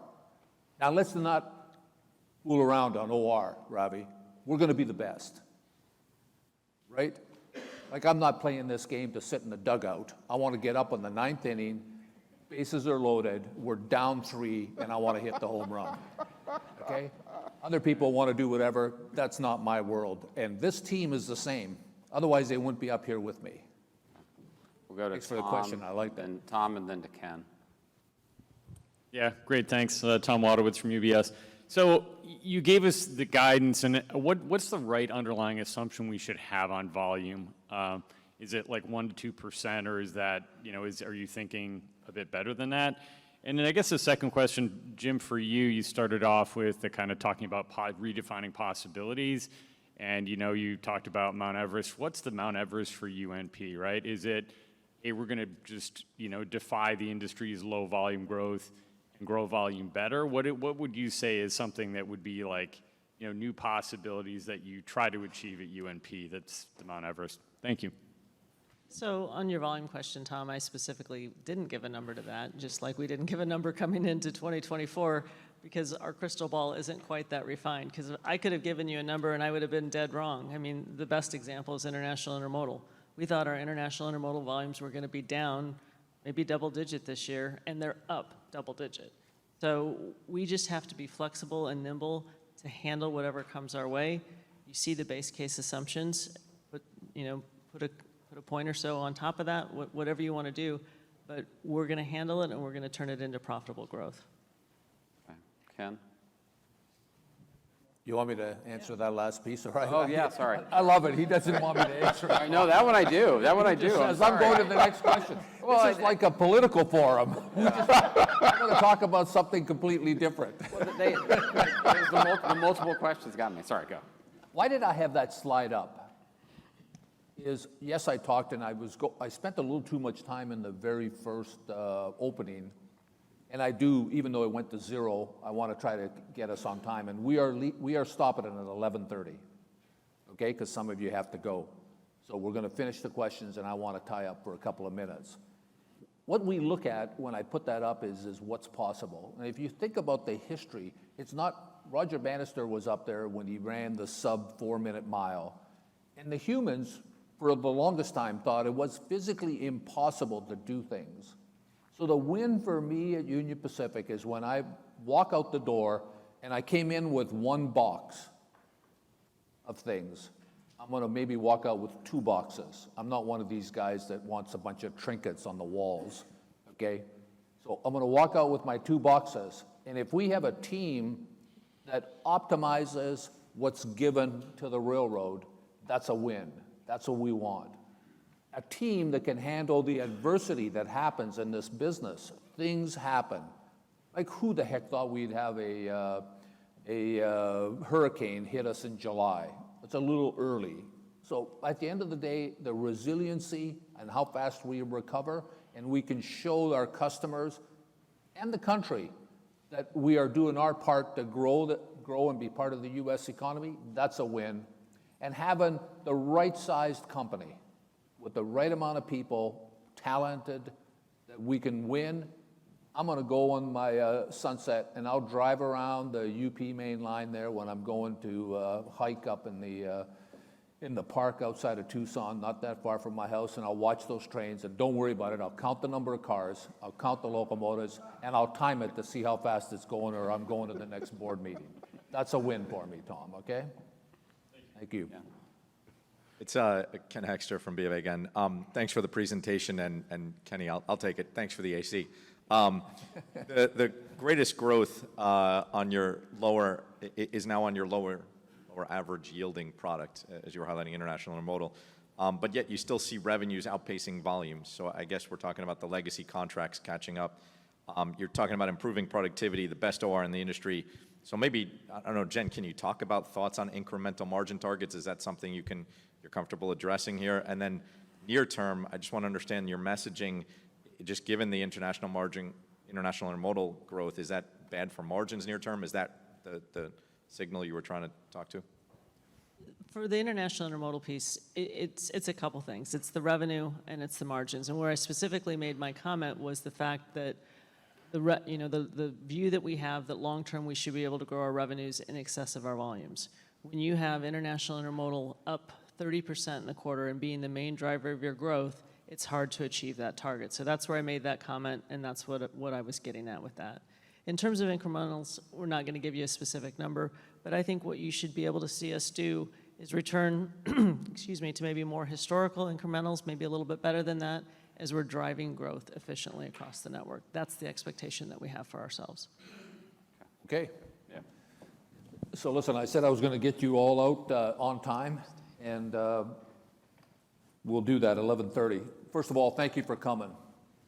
Second is, there was a lot of people that put together, you think about getting that steam engine down in place. That crew worked until very late in the evening and after midnight to make sure that big steam engine looked positive. I can't believe so many of you, when I went around last night, talked about what was the best part of the day, and you said the steam engine. For me, if something's is sitting, I don't love it. So the only time I like it is when it's moving, but that's fine. And it was a lot of hard work, and you could see the quality of the team we have that put this event together. I think the team did a great job of trying to show you who we are, because that's very important. And I'm going to get some feedback talking to some people that I know, and one is my wife, and she will give me feedback on whether we're doing a good job for investors, because that's the way she looks at it. She's looking purely at the result. If we look at what we did and what we laid out today, we laid out a very reasonable plan that we want to lead the industry in returns. We laid out some detail which we don't normally do on an annual basis. And we talked about the $4 to $5 billion in share buyback. We talked about industry-leading OR. We talked about earnings per share, high single digits to low double digits. I'm very comfortable that we can spend right and make sure that on the cost side, we'll improve. And I'm very comfortable with how the service levels are running and what's possible for this company. We can beat in the marketplace anybody else that's playing against us. That's the challenge. But don't kid yourself. I understand we have to look at the regulatory environment. We have to look at the governmental environment. We look at how we deal with communities that we operate through, and we handle those things on a daily basis because it's very important to do the right thing. And we also understand that we are owned by shareholders. So I think we've covered every one of those. We have a company that's going to deliver good, strong value for our shareholders. We're going to be very prudent in how we do things as far as the length of trains and how we operate so that we lessen the impact about what's happening in the communities.